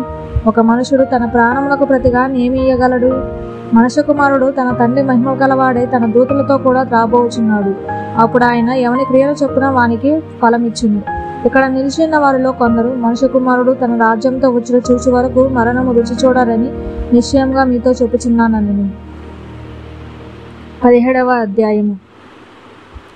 6 దినములైన తర్వాత యేసు పేతురును, యాకోబును, అతని సహోదరుడైన యోహానును వెంటబెట్టుకొని ఎత్తైన ఒక కొండ మీదకి ఏకాంతముగా పోయి వారి ఎదుట రూపాంతరము పొందింది. ఆయన ముఖము సూర్యుని వలె ప్రకాశించింది. ఆయన వస్త్రములు వెలుగు వలె తెల్లని వాయను. ఇదిగో మోషేయు ఏలియాయు వారికి కనబడి ఆయనతో మాటలాడుచుండిరి. అప్పుడు పేతురు, ప్రభువా, మనం ఇక్కడ ఉండటం మంచిది. నీకు ఇష్టమైతే ఇక్కడ నీకు ఒకటియు, మోషేకు ఒకటియు, ఏలియాకు ఒకటియు 3 పర్ణశాలలు కట్టుదమని యేసుతో చెప్పింది. అతడు ఇంకనూ మాటలాడుచుండగా ఇదిగో ప్రకాశమానమైన ఒక మేఘము వారిని కమ్ముకొనింది. ఇదిగో ఈయన నా ప్రియకుమారుడు, ఈయన అందు నేను ఆనందించుచున్నాను. ఈయన మాట వినుడని ఒక శబ్దము ఆ మేఘంలో నుండి పుట్టెను. శిష్యులు ఈ మాట విని బొర్లపడి మిక్కిలి భయపడగా యేసు వారి యొద్దకు వచ్చి వారిని ముట్టి, లెండి, భయపడకూడని చెప్పాను. వారు కన్నులెత్తి చూడగా యేసు తప్ప మరి ఎవరునూ వారికి కనబడలేదు. వారు కొండ దిగి వచ్చుచుండగా, మనుష్య కుమారుడు మృతులలో నుండి లేచి వరకు ఈ దర్శనము మీరు ఎవరితోనూ చెప్పకూడని యేసు వారికి ఆజ్ఞాపించింది. అప్పుడు ఆయన శిష్యులు, ఇలాగైతే ఏలియా ముందుగా రావాలని శాస్త్రులు ఎందుకు చెప్పుచున్నారని ఆయన అడిగిరి. అందుకు ఆయన, ఏలియా వచ్చి సమస్తమును చక్కపెట్టునన్న మాట నిజమే. అయినను ఏలియా ఇదివరకే వచ్చింది. వారు అతనిని ఎరుగక తమకిష్టము వచ్చినట్టు అతని ఎడల చేసిరి. మనుష్య కుమారుడు కూడా అలాగే వారి చేత శ్రమలు పొందబోచున్నాడని మీతో చెప్పుచున్నానని. అప్పుడు ఆయన బాప్తిసమిచ్చే యోహానును గురించి తమతో చెప్పానని శిష్యులు గ్రహించిరి. వారు జనసమూహము వద్దకు వచ్చినప్పుడు ఒకడు ఆయన ఎద్దకు వచ్చి ఆయన ఎదుట మోకాళ్ళుని, ప్రభువా, నా కుమారుని కరుణింపుము, వాడు చాంద్రరోగి అయి మిక్కిలి బాధపడుచున్నాడు. ఎలాగనగా అగ్నిలోనూ నీళ్లలోనూ తరచుగా పడుచున్నాడు. నీ శిష్యుల యొద్దకు వానిని తీసుకుని వచ్చి తిని గాని వారు వానిని స్వస్థపరచలేకపోయిరని చెప్పాను. అందుకు యేసు, విశ్వాసము లేని మూర్ఖతరము వారలారా, మీతో నేనెంతకాలము ఉందును? ఎంతవరకు మిమ్మల్ని సహింతును? వానిని నా యొద్దకు తీసుకుని రండని చెప్పాను. అంతటా యేసు ఆ దెయ్యమును గద్దింపగా అది వానిని వదిలిపోయాను. ఆ గడియ నుండి ఆ చిన్నవాడు స్వస్థత నొందెను. తరువాత శిష్యులు ఏకాంతంగా యేసునొద్దకు వచ్చి, మేమెందుచేత దానిని వెళ్ళగొట్టలేకపోతామని అడిగిరి. అందుకాయన, మీ అల్ప విశ్వాసము చేతని. మీకు ఆవగింజంత విశ్వాసముండెన ఎడల ఈ కొండను చూచి ఇక్కడ నుండి అక్కడికి పొమ్మనగానే అది పోవును. మీకు అసాధ్యమైనది ఏదీ నుండదని నిశ్చయంగా మీతో చెప్పుచున్నానని వారితో అనింది. వారు గలిలయలో సంచరించుచుండగా యేసు, మనుష్య కుమారుడు మనుషుల చేతికి అప్పగింపబడబోచున్నాడు, వారు ఆయనను చంపుదురు, 3వ దినమున ఆయన లేచునని వారితో చెప్పగా వారు బహుగా దుఃఖపడిరి. వారు కపెర్నహూమునకు వచ్చినప్పుడు అరశేకేలు అను పన్ను వసూలు చేయువారు పేతురు నొద్దకు వచ్చి, మీ బోధకుడు ఈ అరశేకేలు చెల్లింపడా అని అడుగగా చెల్లించునని. అతడు ఇంటిలోనికి వచ్చి మాటలాడక మునిపే యేసు ఆ సంగతి ఎత్తి, సిమోనా, నీకేమి తోచుచున్నది? భూరాజులు సుంకమును పన్నును ఎవరి యొద్ద వసూలు చేయుదురు? కుమారుల యొద్దనా, అన్యుల యొద్దనా అని అడిగాను. అతడు అన్యుల యొద్దనే అని చెప్పగా యేసు, అలాగైతే కుమారులు స్వతంత్రులే. అయినను మనము వారికి అభ్యంతరము కలుగజేయకుండానట్లు నీవు సముద్రమునకు పోయి గాలము వేసి మొదట పైకి వచ్చి చేపను పట్టుకొని దాని నోరు తెరిచిన ఎడల 1 షేకేలు దొరుకును. దానిని తీసుకొని నా కొరకును నీ కొరకును వారికి ఇమ్మని అతనితో చెప్పాను. 18వ అధ్యాయము. ఆ కాలమున శిష్యులు యేసునొద్దకు వచ్చి, పరలోక రాజ్యంలో ఎవడు గొప్పవాడని అడుగగా ఆయన ఒక చిన్న బిడ్డను తమ యొద్దకు పిలిచి వారి మధ్యన నిలవబెట్టి ఇట్లనెను, మీరు మార్పు నొంది బిడ్డల వంటి వారైతేనే గాని పరలోక రాజ్యంలో ప్రవేశింపరని మీతో నిశ్చయంగా చెప్పుచున్నాను. కాగా ఈ బిడ్డ వలె తన్ను తాను తగ్గించుకుని వాడెవడో వాడే పరలోక రాజ్యంలో గొప్పవాడు. మరియు ఇలాంటి ఒక బిడ్డను నా పేరట చేర్చుకున్నవాడు నన్ను చేర్చుకొనును. నా యందు విశ్వసించి ఈ చిన్నవారిలో ఒకనిని అభ్యంతరపరచువాడెవడో వాడు మెడకు పెద్ద తిరగటి రాయి కట్టబడిన వాడే మిక్కిలి లోతైన సముద్రంలో ముంచివేయబడుట వానికి మేలు. అభ్యంతరము వలన లోకమునకు శ్రమ. అభ్యంతరములు రాక తప్పవు గాని ఎవని వలన అభ్యంతరము వచ్చునో ఆ మనుషునికి శ్రమ. కాగా నీ చెయ్యైనను నీ పాదమైనను నిన్ను అభ్యంతరపరిచిన ఎడల దానిని నరికి నీ యొద్ద నుండి పారవేయుము. 2 చేతులను 2 పాదములను కలిగి నిత్యాగ్నిలో పడవేయుట కంటే కుంటివాడవుగానో అంగహీనుడవుగానో జీవంలో ప్రవేశించుట నీకు మేలు. నీ కన్ను నిన్ను అభ్యంతరపరిచిన ఎడల దాని వెరికి నీ యొద్ద నుండి పారివేయము. 2 కన్నులు కలిగి అగ్నిలో నరకములో పడవేయబడుట కంటే 1 కన్ను కలిగి జీవంలో ప్రవేశించుట నీకు మేలు. ఈ చిన్నవారిలో ఒకనినైనను తృణీకరింపకుండా చూచుకొనుడి. వీరి దూతలు పరలోకమందున నా తండ్రి ముఖమును ఎల్లప్పుడూ పరలోకమందున తండ్రి ముఖమును ఎల్లప్పుడూ పరలోకమందు చూచుదురని మీతో చెప్పుచున్నాను. మీకేమి తోచును? ఒక మనుషునికి 100 గొర్రెలుండగా వాటిలో ఒకటి తప్పిపోయిన ఎడల 99 కొండల మీద విడిచి వెళ్ళి తప్పిపోయిన దానిని వెదకడా? వాడు దాని కనుగొనిన ఎడల 99 గొర్రెలను గూర్చి సంతోషించినంత కంటే దాని గూర్చి ఎక్కువగా సంతోషించునని మీతో నిశ్చయంగా చెప్పుచున్నాను. అలాగునని ఈ చిన్నవారిలో ఒకడైనను నశించుట పరలోకమందున మీ తండ్రి చిత్తము కాదు. మరియు నీ సహోదరుడు నీ ఎడల తప్పిదము చేసిన ఎడల నీవు పోయి నీవును అతడును ఒంటరిగానున్నప్పుడు అతన్ని గద్దించుము. అతడు నీ మాట వినిన ఎడల నీ సహోదరుని సంపాదించుకుంటివి. అతడు వినని ఎడల 2-3 సాక్షుల నోట ప్రతి మాట స్థిరపరచబడినట్లు నీవు ఒకరిద్దరిని వెంటబెట్టుకొని అతని యొద్దకు పొమ్ము. అతడు వారి మాటయు వినని ఎడల ఆ సంగతి సంఘమునకు తెలియజెప్పుము. అతడు సంఘపు మాటయు వినని ఎడల అతనిని నీవు అన్యునిగాను సుంకరిగాను ఎంచుకొనుము. భూమి మీద మీరు వేటిని బంధింతురో అవి పరలోకమందును బంధింపబడును. భూమి మీద మీరు వేటిని విప్పుదురో అవి పరలోకమందును విప్పబడునని మీతో నిశ్చయముగా చెప్పుచున్నాను. మరియు మీలో 2 తాము వేడుకొని దేనిని గూర్చి అయినను భూమి మీద ఏకీభవించిన ఎడల అది పరలోకమందున్న నా తండ్రి వలన వారికి దొరుకునని మీతో చెప్పుచున్నాను. ఏలయనగా 2-3 నా నామమున ఎక్కడ కూడి ఉందురో అక్కడ నేను వారి మధ్యన ఉండునని చెప్పాను. ఆ సమయమున పేతురు ఆయన యొద్దకు వచ్చి, ప్రభువా, నా సహోదరుడు నా ఎడల తప్పిదము చేసిన ఎడల నేను ఎన్ని మారులు అతన్ని క్షమింపవలను? 7 మార్ల మట్టుక అని అడిగాను. అందుకు యేసు అతనితో ఇట్లానేను, 7 మార్ల మట్టుకే కాదు, 70 ఏళ్ల మారుల మట్టుకని నీతో చెప్పుచున్నాను. కావున పరలోక రాజ్యము తన దాసుల యొద్ద లెక్క చూచుకొని గోరిన ఒక రాజును పోలి ఉన్నది. అతడు లెక్క చూచుకొని మొదలుపెట్టినప్పుడు అతనికి 10,000 తలాంతులు అచ్చి ఉన్న ఒకడు అతని యొద్దకు తేబడెను. అప్పు తీర్చుటకు వాని యొద్ద ఏమీ లేనందున వాని యజమానుడు వానిని, వాని భార్యను, పిల్లలను, వానికి కలిగినది యావత్తును అమ్మి అప్పు తీర్చవలనని ఆజ్ఞాపించును. కాబట్టి ఆ దాసుడు అతని ఎదుట సాగిలపడి మొక్కి, నా ఎడల ఓర్చుకొనుము, నీకు అంతయు చెల్లింతునని చెప్పగా ఆ దాసుని యజమానుడు కనికరపడి వానిని విడిచిపెట్టి వాని అప్పు క్షమించను. అయితే ఆ దాసుడు బయటకు వెళ్ళి తనకు 100 దేనారములు అచ్చి ఉన్న తన తోడి దాసులలో ఒకని చూచి వాని గొంతు పట్టుకొని, నీవు వచ్చి ఉన్నది చెల్లింపమని. అందుకు వాని తోడి దాసుడు సాగిలపడి, నా ఎడల ఓర్చుకొనుము, నీకు చెల్లించదునని వానిని వేడుకొనిను. గాని వాడు ఒప్పుకొనక అచ్చి ఉన్నది చెల్లించే వరకు వానిని చెరసాల్లో వేయించింది. కాగా వాని తోడి దాసులు జరిగినది చూచి మిక్కిలి దుఃఖపడి వచ్చి జరిగినదంతయు తమ యజమానునికి వివరంగా తెలిపిరి. అప్పుడు వాని యజమానుడు వానిని పిలిపించి, చెడ్డదాసుడా, నీవు నన్ను వేడుకొంటివి గనుక నీ అప్పంతయు క్షమించుతిని. నేను నిన్ను కర్ణించిన ప్రకారము నీవును నీ తోడి దాసుని కర్ణింపవలసి ఉండను గదా అని వానితో చెప్పాను. అందుచేత వాని యజమానుడు కోపపడి తనకు అచ్చి ఉన్నదంతయు చెల్లించే వరకు బాధపరచు వారికి వానిని అప్పగించెను. మీలో ప్రతివాడును తన సహోదరుని హృదయపూర్వకంగా క్షమింపని ఎడల నా పరలోకపు తండ్రియు ఆ ప్రకారమే మీ ఎడల చేయునని. 19వ అధ్యాయము. యేసు ఈ మాటలు చెప్పి చాలించిన తరువాత గలిలయ నుండి యొర్దాను అద్దరినున్న యూదయ ప్రాంతములకు వచ్చెను. బహుజన సమూహములు ఆయనను వెంబడింపగా ఆయన వారిని అక్కడ స్వస్థపరిచెను.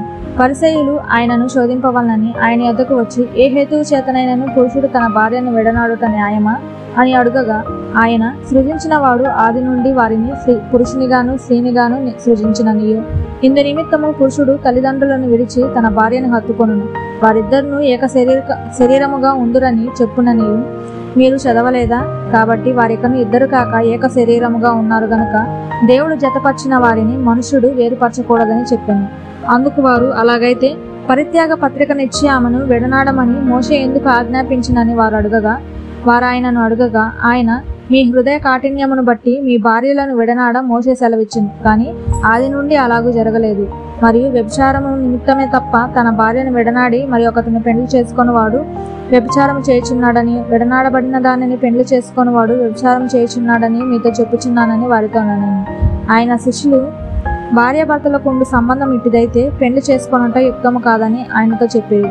అందుకు ఆయన, అనుగ్రహం నొందిన వారు తప్ప మరి ఎవరునూ ఈ మాటను అంగీకరింపనేరరు. తల్లి గర్భము నుండి నపంసకులుగా పుట్టిన వారు గలరు, మనుషుల వలన నపంసకులుగా చేయబడిన నపంసకులను కలరు. పరలోక రాజ్యము నిమిత్తము తమను తామే నపంసకులుగా చేసుకొని నపంసకులు గలరు. ఈ మాటను అంగీకరింపగలవాడు అంగీకరించును గాక అని వారితో చెప్పింది. అప్పుడు ఆయన వారి మీద చేతులుంచి ప్రార్థన చేయవలనని కొందరు చిన్నపిల్లలను ఆయన ఎద్దకు తీసుకుని వచ్చిరి. ఆయన శిష్యులు తీసుకుని వచ్చిన వారిని గద్దింపగా యేసు, చిన్నపిల్లలను ఆటంకపరచక వారిని నా యొద్దకు రానియ్యుడి, పరలోక రాజ్యము ఇలాంటి వారిదని వారితో చెప్పి వారి మీద చేతులుంచి అక్కడ నుంచి లేచిపోయాను. ఇదిగో ఒకడు ఆయన యొద్దకు వచ్చి, బోధకుడా, నిత్య జీవము పొందుటకు నేను ఏ మంచి కార్యము చేయవలనని ఆయన అడగగా అందుకు ఆయన, మంచి కార్యమును గురించి నన్ను ఎందుకు అడుగుచున్నావు? మంచివాడొక్కడే. నీవు జీవంలో ప్రవేశింపగోరిన ఎడల ఆజ్ఞలను గైకొనమని చెప్పింది. అతడు, ఏ ఆజ్ఞలని ఆయనను అడగగా యేసు, నరహత్య చేయవద్దు, వ్యభిచరింపవద్దు, దొంగిలవద్దు, అబద్ధ సాక్ష్యం పలకవద్దు, తల్లిదండ్రులను సన్మానించుము, నిన్ను వలె నీ పొరుగువాన్ని ప్రేమింపవలను అనునవియే అని చెప్పాను. అందుకు ఆ యవనుడు, ఇవన్నీ అనుసరించుచనే ఉన్నాను, ఇకను నాకు కొదవ ఏమని ఆయనను అడిగాను. ఆయన అందుకు యేసు, నీవు పరిపూర్ణ అడుగుటకు కోరినట్లా పోయి నీ ఆస్తిని అమ్మి బీదలకిమ్ము, అప్పుడు పరలోకమందు నీకు ధనము కలుగును, నీవు వచ్చి నన్ను వెంబడింపమని అతనితో చెప్పాను. అయితే ఆ యవనుడు మిగులు ఆస్తి గలవాడు గనుక ఆ మాట విని వ్యసనపడుచు వెళ్ళిపోయాను. యేసు తన శిష్యులను చూచి, ధనవంతుడు పరలోక రాజ్యంలో ప్రవేశించుట దుర్లభమని మీతో నిశ్చయముగా చెప్పుచున్నాను. ఇదిగాక ధనవంతుడు పరలోక రాజ్యంలో ప్రవేశించుట కంటే సూది బెజ్జంలో ఒంటె దూరుట సులభమని మీతో చెప్పుచున్నానని. శిష్యులు ఈ మాట విని మిక్కిలి ఆశ్చర్యపడి, అలాగైతే ఎవడు రక్షణ పొందగలడని అడుగగా, యేసు వారిని చూచి, ఇది మనుషులకు అసాధ్యమే గాని దేవునికి సమస్తమును సాధ్యమని చెప్పాను. పేతురు, ఇదిగో మేము సమస్తమును విడిచిపెట్టి నిన్ను వెంబడించుతున్న గనుక మాకేమి దొరుకునని ఆయనను అడగగా, యేసు వారితో ఇట్లని, ప్రపంచ పునర్జన్మమందు మనుష్య కుమారుడు తన మహిమగల సింహాసనం మీద ఆసీనుడై ఉండునప్పుడు నన్ను వెంబడించిన మీరును 12 సింహాసనముల మీద ఆసీనులై ఇశ్రాయేలు 12 గోత్రముల వారికి తీర్పు తీర్చుదురు. నా నామము నిమిత్తము అన్నదమ్ములనైనను అక్క చెల్లెండ్రనైనను తండ్రినైనను తల్లినైనను పిల్లలనైనను భూములనైనను ఇండ్లనైనను విడిచిపెట్టిన ప్రతి వాడును 100 రెట్లు పొందును. ఇదిగాక నిత్య జీవమును స్వతంత్రించుకొనును. మొదటివారు అనేకులు కడపటి వారగుదురు, కడపటి వారు మొదటి వారగుదురు. 20వ అధ్యాయము. ఎలాగనగా పరలోక రాజ్యము ఒక ఇంటి యజమానుని పోలి ఉన్నది. అతడు తన ద్రాక్ష తోటలో పనివారిని కూలీకి పెట్టుటకు పొద్దున బయలుదేరి దినమునకు 1 దేనారము చొప్పున పనివారితో ఒడబడి తన ద్రాక్ష తోటలోనికి వారిని పంపెను. తర్వాత అతడు దాదాపు 9 గంటలకు వెళ్ళి సంత వీధిలో ఊరక నిలిచి ఉన్న మరికొందరిని చూచి, మీరును నా ద్రాక్ష తోటలోనికి వెళ్ళుడి, ఏమి న్యాయమో అది మీకితునని వారితో చెప్పగా వారును వెళ్ళుడి. దాదాపు 12 గంటలకును 3 గంటలకును అతడు మరలా వెళ్ళి అలాగే చేశాను. తిరిగి దాదాపు 5 గంటలకు వెళ్ళి మరికొందరు నిలిచి ఉండగా చూచి, ఇక్కడ దినమంతా మీరెందుకు ఊరకనే నిలిచి ఉన్నారని వారిని అడగగా వారు, ఎవడునూ మమ్మల్ని కూలికి పెట్టుకొనలేదనిది. అందుకతడు, మీరును నా ద్రాక్ష తోటలోనికి వెళ్ళుడని. సాయంకాలమైనప్పుడు ఆ ద్రాక్ష తోట యజమానుడు తన గృహ నిర్వాహకుని చూచి పనివారిని పిలిచి, చివర వచ్చిన వారు మొదలుకొని మొదట వచ్చిన వారి వరకు వారికి కూలి ఇమ్మని చెప్పాను. దాదాపు 5 గంటలకు కూలీకి కుదిరిన వారు వచ్చి ఒక్కొక్క దేనారము చొప్పున తీసుకొనిది. మొదటి వారు వచ్చి తమకు ఎక్కువ దొరకననుకొనిది కానీ వారికి ఒక్కొక్క దేనారము చొప్పుననే దొరికింది. వారు అది తీసుకొని చివర వచ్చిన వీరు 1 గంట మాత్రము పనిచేసినను పగలంతే కష్టపడి ఎండబాధ సహించిన మాతో వారిని సమానము చేసితివే అని ఆ ఇంటి యజమానుని మీద సనుగుకొనిది. అందుకతడు వారిలో ఒకరిని చూచి, స్నేహితుడా, నేను నీకు అన్యాయం చేయలేదే, నీవు నా యొద్ద 1 దేనారము కూడబడలేదా? నీ సొమ్ము నీవు తీసుకొని పొమ్ము, నీకిచ్చినట్టే కడపట వచ్చిన వీరికిచ్చుటకు నాకు ఇష్టమైనది. నాకిష్టము వచ్చినట్టు నా సొంత సొమ్ముతో చేయుట న్యాయం కాదా? నేను మంచివాడనైనందున నీకు కడప మంటగా ఉన్నదా అని చెప్పింది. ఈ ప్రకారమే కడపటి వారు మొదటి వారగుదురు, మొదటి వారు కడపటి వారగుదురు. యేసు యెరూషలేమునకు వెళ్ళనయ్యున్నప్పుడు ఆయన 12 మంది శిష్యులను ఏకాంతంగా తీసుకొని పోయి మార్గమందు వారితో ఇట్లనెను, ఇదిగో యెరూషలేమునకు వెళ్ళుచున్నాము. అక్కడ మనుష్య కుమారుడు ప్రధాన యాజకులకును శాస్త్రులకును అప్పగింపబడును. వారు ఆయనకు మరణశిక్ష విధించి ఆయనను అపహసించుటకును కొరడాలతో కొట్టుటకును సిలువ వేయుటకును అన్ని జనులకు ఆయనను అప్పగింతురు. 3వ దినమున ఆయన మరలా లేచును. అప్పుడు జెబెదయి కుమారుల తల్లి తన కుమారులతో ఆయన యొద్దకు వచ్చి నమస్కారము చేసి ఒక మనవి చేయబోగా, నీవేమి కోరుచున్నావని ఆయన అడిగెను. అందుకామె, నీ రాజ్యమందు ఈ నా 2 కుమారులలో ఒకడు నీ కుడివైపునను ఒకడు నీ ఎడమ వైపునను కూర్చుంటే సెలవిమ్మని ఆయనతో చెప్పాను. అందుకు యేసు, మీరేమి అడుగుచున్నారో అది మీకు తెలియదు. నేను త్రాగబో గిన్నెలోనిది మీరు త్రాగగలరా అని అడుగగా వారు త్రాగగలమనిది. ఆయన, మీరు నా గిన్నెలోనిది త్రాగుదురు గాని నా కుడివైపునను నా ఎడమ వైపునను కూర్చుండనిచ్చుట నా వశమున లేదు. నా తండ్రి చేత ఎవరికి సిద్ధపరచబడెనో వారికి అది దొరుకునని చెప్పాను. తక్కిన 10 మంది శిష్యులు ఈ మాట విని ఆ 2 సహోదరుల మీద కోపపడిరి. గనుక యేసు తన యొద్దకు వారిని పిలిచి, అన్యజనులలో అధికారులు వారి మీద ప్రభుత్వం చేయుదురనియు వారిలో గొప్పవారు వారి మీద అధికారము చేయుదురనియు మీకు తెలియను. మీలో అలాగుండకూడదు. మీలో ఎవడు గొప్పవాడై ఉండగోరునో వాడు మీ పరిచారకుడై ఉండవలెను. మీలో ఎవడు ముఖ్యుడై ఉండగోరునో వాడు మీ దాసుడై ఉండవలెను. అలాగే మనుష్య కుమారుడు పరిచారము చేయించుకొనుటకు రాలేదు గాని పరిచారము చేయుటకును అనేకులకు ప్రతిగా విమోచన క్రయధనముగా తన ప్రాణమునిచ్చుటకును వచ్చినని చెప్పాను.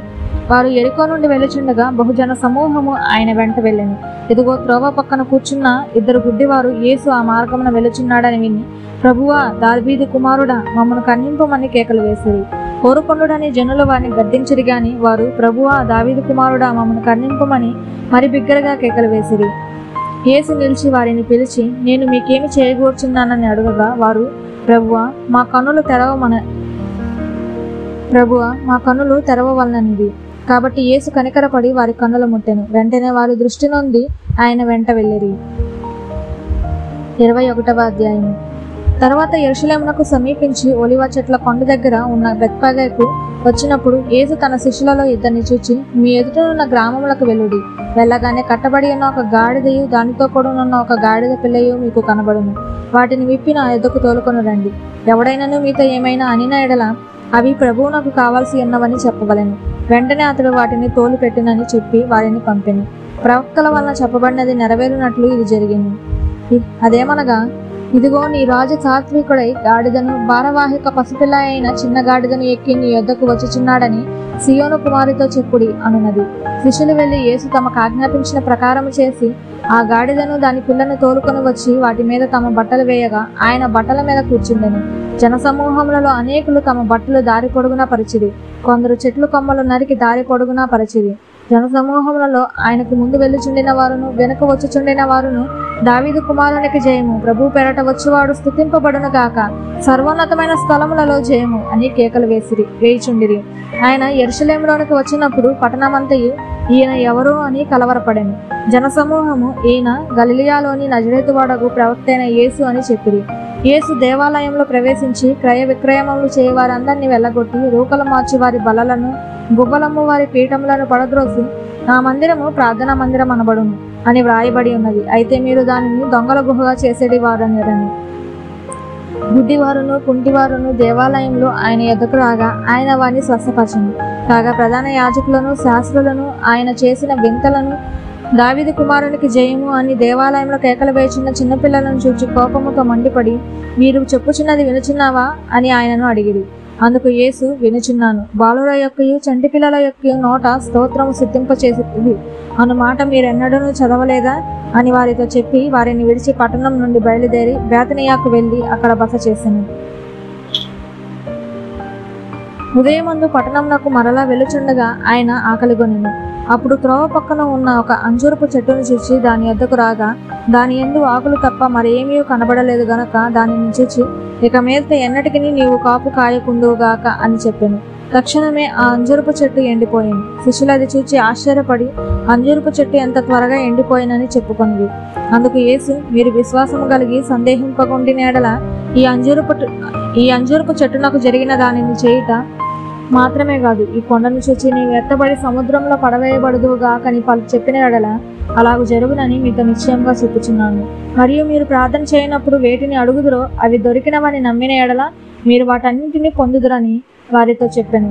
ఆయన దేవాలయంలోనికి వచ్చి బోధించుచుండగా ప్రధాన యాజకులను ప్రజల పెద్దలను ఆయన ఎద్దకు వచ్చి, ఏ అధికారము వలన నీవు ఈ కార్యములు చేయుచున్నావు? ఈ అధికారం ఎవడు నీకు ఇచ్చిందని అడుగగా యేసు, నేను మిమ్మల్ని ఒక మాట అడుగుదును, అది మీరు నాతో చెప్పిన ఎడల నేను ఏ అధికారం వల్ల ఈ కార్యములు చేయుచున్నానో అది మీతో చెప్పుదును. యోహాను ఇచ్చిన బాప్తిసం ఎక్కడి నుండి కలిగినది? పరలోకం నుండి కలిగినదా, మనుషుల నుండి కలిగినదా అని వారిని అడిగాను. వారు, మనము పరలోకం నుండి అని చెప్పితిమా. ఆయన, అలాగైతే మీరు ఎందుకు అతను నమ్మలేదని మనలను అడుగును. మనుషుల వలన కలిగినదని చెప్పితిమా. జనులకు భయపడుచున్నాము. అందరూ యోహాను ప్రవక్త అని ఎంచుచున్నారని తమలో తాము ఆలోచించుకొని మాకు తెలియదని యేసునకు ఉత్తరం ఇచ్చింది. అందుకు ఆయన, ఏ అధికారం వలన ఈ కార్యంలో నేను చేయుచున్నానో అది మీతో చెప్పను. మీకేమి తోచున్నది? ఒక మనుషునికి 2 కుమారులు ఉండిరి. అతడు మొదటివాని యొద్దకు వచ్చి, కుమారుడా, నేడు పోయి ద్రాక్ష తోటలో పని చేయమని చెప్పగా వాడు పోను అని ఉత్తరం ఇచ్చింది. గాని పిమ్మట మనసు మార్చుకొని పోయింది. అతడు రెండవ వాని యొద్దకు వచ్చి ఆ ప్రకారమే చెప్పగా వాడు, అయ్యా పోదునని గాని పోలేదు. ఈ ఇద్దరిలో ఎవడు తండ్రి ఇష్ట ప్రకారం చేసిన వాడని వారిని అడిగాను. అందుకు వారు, మొదటివాడే అనిది. యేసు, సుంకర్లను వేశ్యలను మీకంటే ముందుగా దేవుని రాజ్యంలో ప్రవేశించుదురని మీతో నిశ్చయంగా చెప్పుచున్నాను. యోహాను నీతి మార్గమున మీ యొద్దకు వచ్చును, మీరు అతనిని నమ్మలేదు. అయితే సుంకర్లను వేశ్యలను అతనిని నమ్మిది. మీరు అది చూచి అతనిని నమ్మనట్లు పశ్చాత్తాపడకపోతుంది.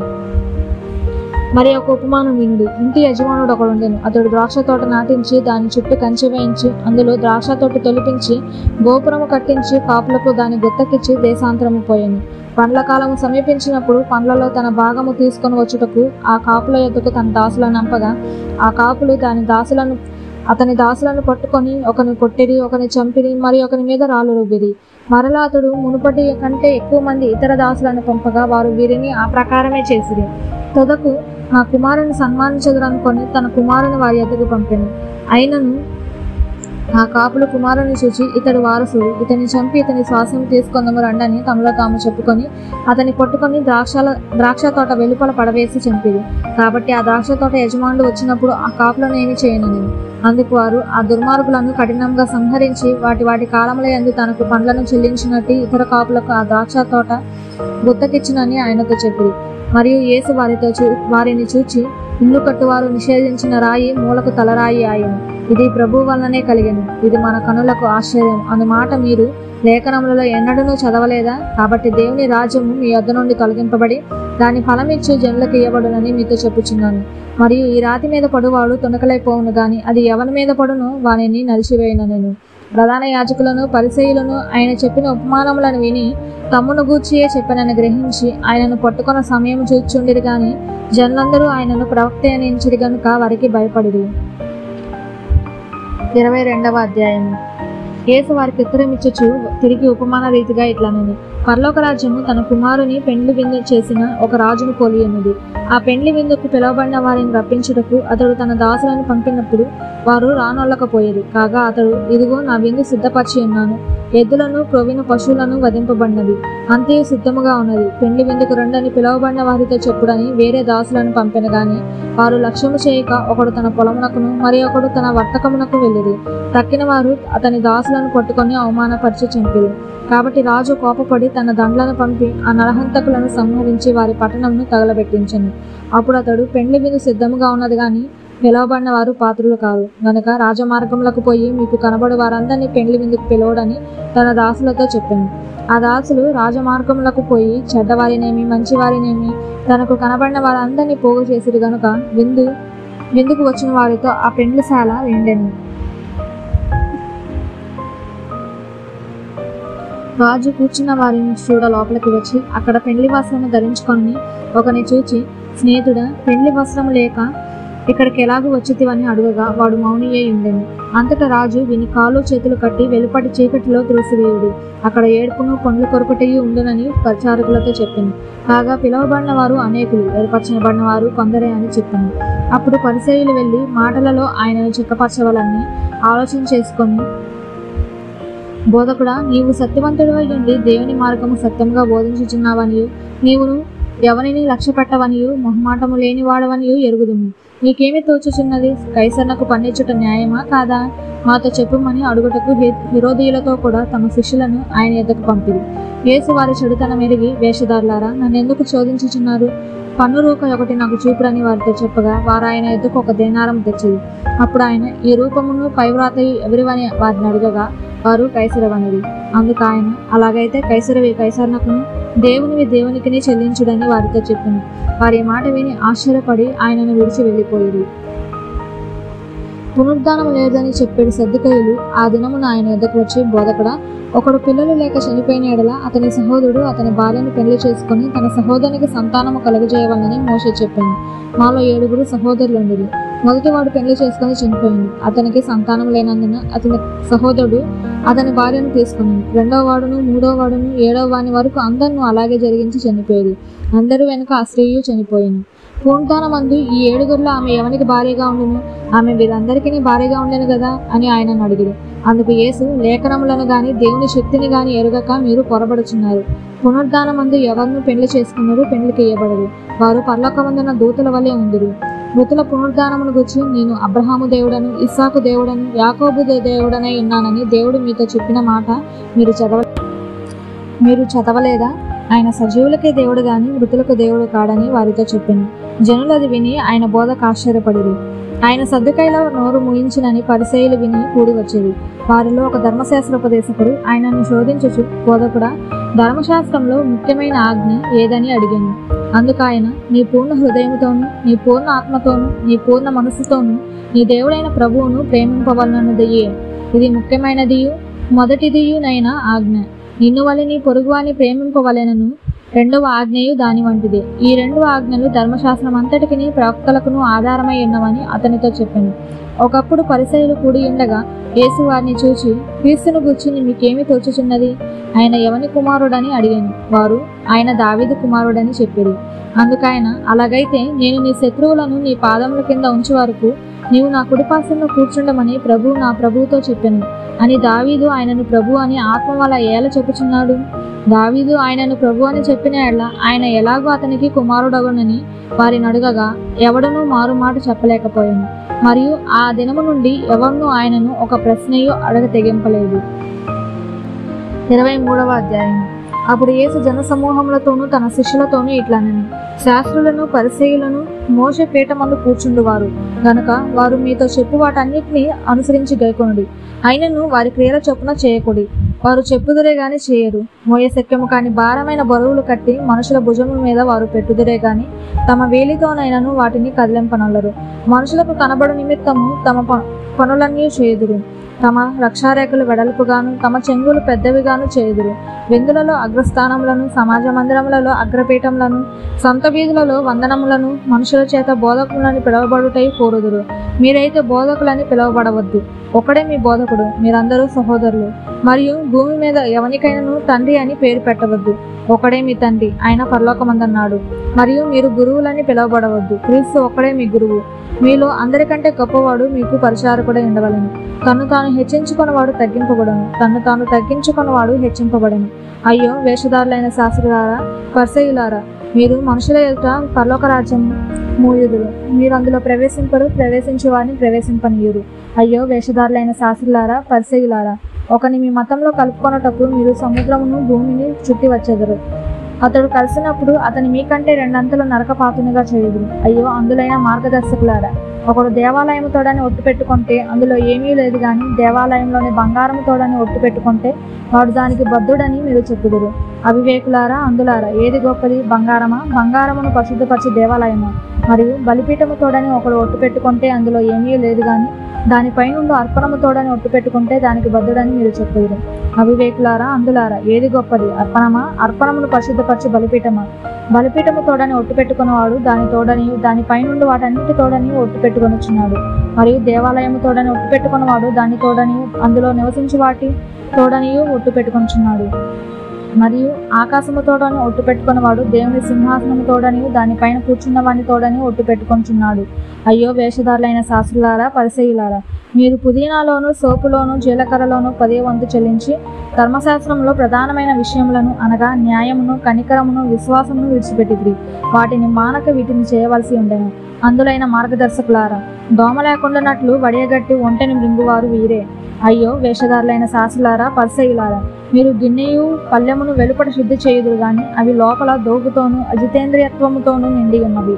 గుడ్డి పరిసయ్యుడా, గిన్నెయు పళ్ళెమును వెలుపల శుద్ధి అగునట్టుగా ముందు వాటి లోపల శుద్ధి చేయుము. అయ్యో వేషధారులైన శాస్త్రులారా, పరిసయ్యులారా, మీరు సున్నము కొట్టిన సమాధులను పోలి ఉన్నారు. అవి వెలుపల శృంగారంగా అగబడుచున్నవి గాని చచ్చిన వారితో లోపల చచ్చిన వారి ఎముకలతోనూ సమస్త కల్మషముతోనూ నిండి ఉన్నవి. అలాగే మీరు వెలుపల మనుషులకు నీతిమంతులుగా కనబడుచున్నారు గాని లోపల వేషధారణతోనూ అక్రమముతోనూ నిండి ఉన్నారు. అయ్యో వేషధారులైన శాస్త్రులారా, పరిసయ్యులారా, మీరు ప్రవక్తల సమాధులను కట్టించుచు నీతిమంతుల జోరీగులను శృంగారించుచు మనము మన పితరుల దినములలో ఉండిన ఎడల ప్రవక్తల మరణము విషయంలో వారితో పాలివారమై ఉండకపోదుమని చెప్పుకొందురు. అలాగునని మీరు ప్రవక్తలను చంపిన వారి కుమారులై ఉన్నారని మీ మీద మీరే సాక్ష్యం చెప్పుకొంచున్నారు. మీరును మీ పితరుల పరిమాణము పూర్తి చేయుడి. సర్పములారా, సర్ప సంతానమా, నరక శిక్ష మీరు ఎలాగూ తప్పించుకొందురు? అందుచేత ఇదిగో నేను మీ యొద్దకు ప్రవక్తలను, జ్ఞానులను, శాస్త్రులను పంపుచున్నాను. మీరు వారిలో కొందరిని చంపి సిలువవేయుదురు.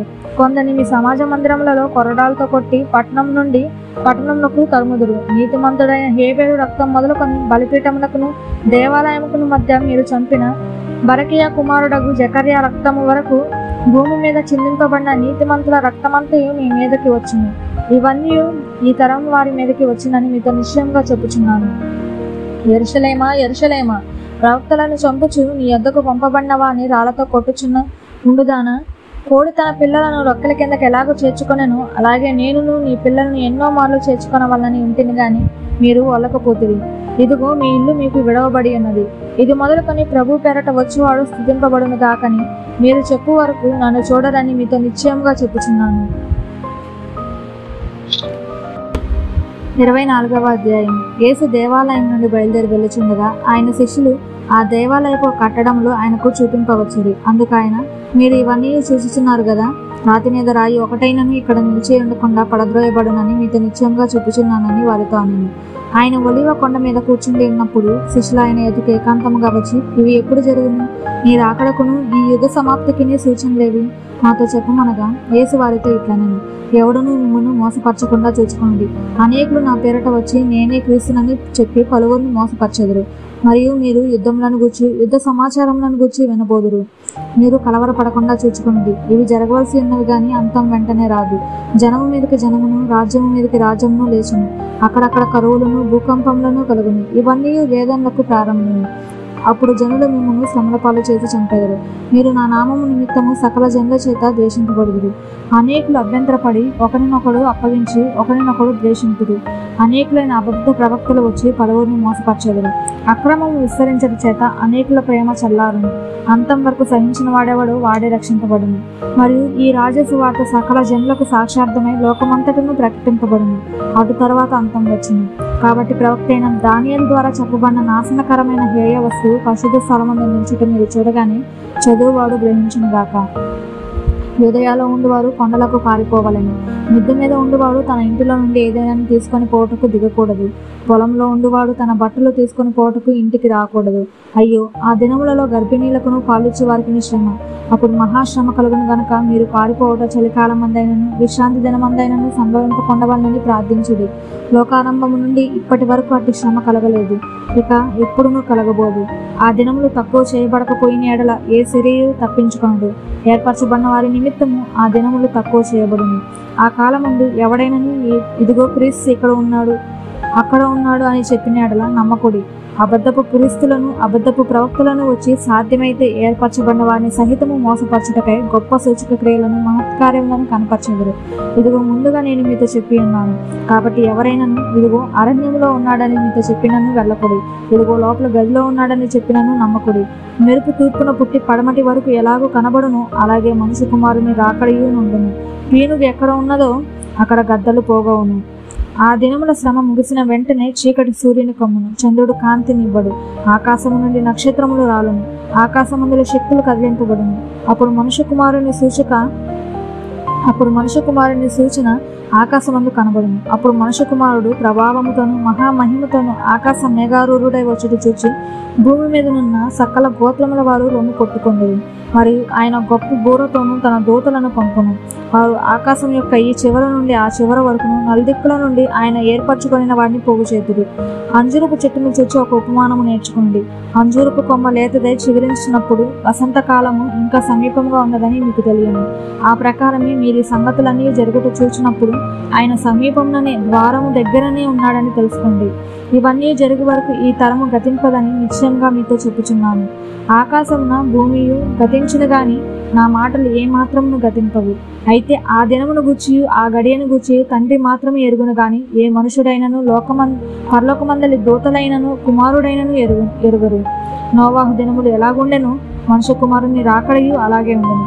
జల ప్రళయమునకు ముందటి దినములలో నోవాహు ఓడలోనికి వెళ్ళిన దినము వరకు వారు తినుచు, త్రాగుచు, పెళ్లి చేసుకొనుచు, పెళ్లికిచ్చుచూ ఉంది.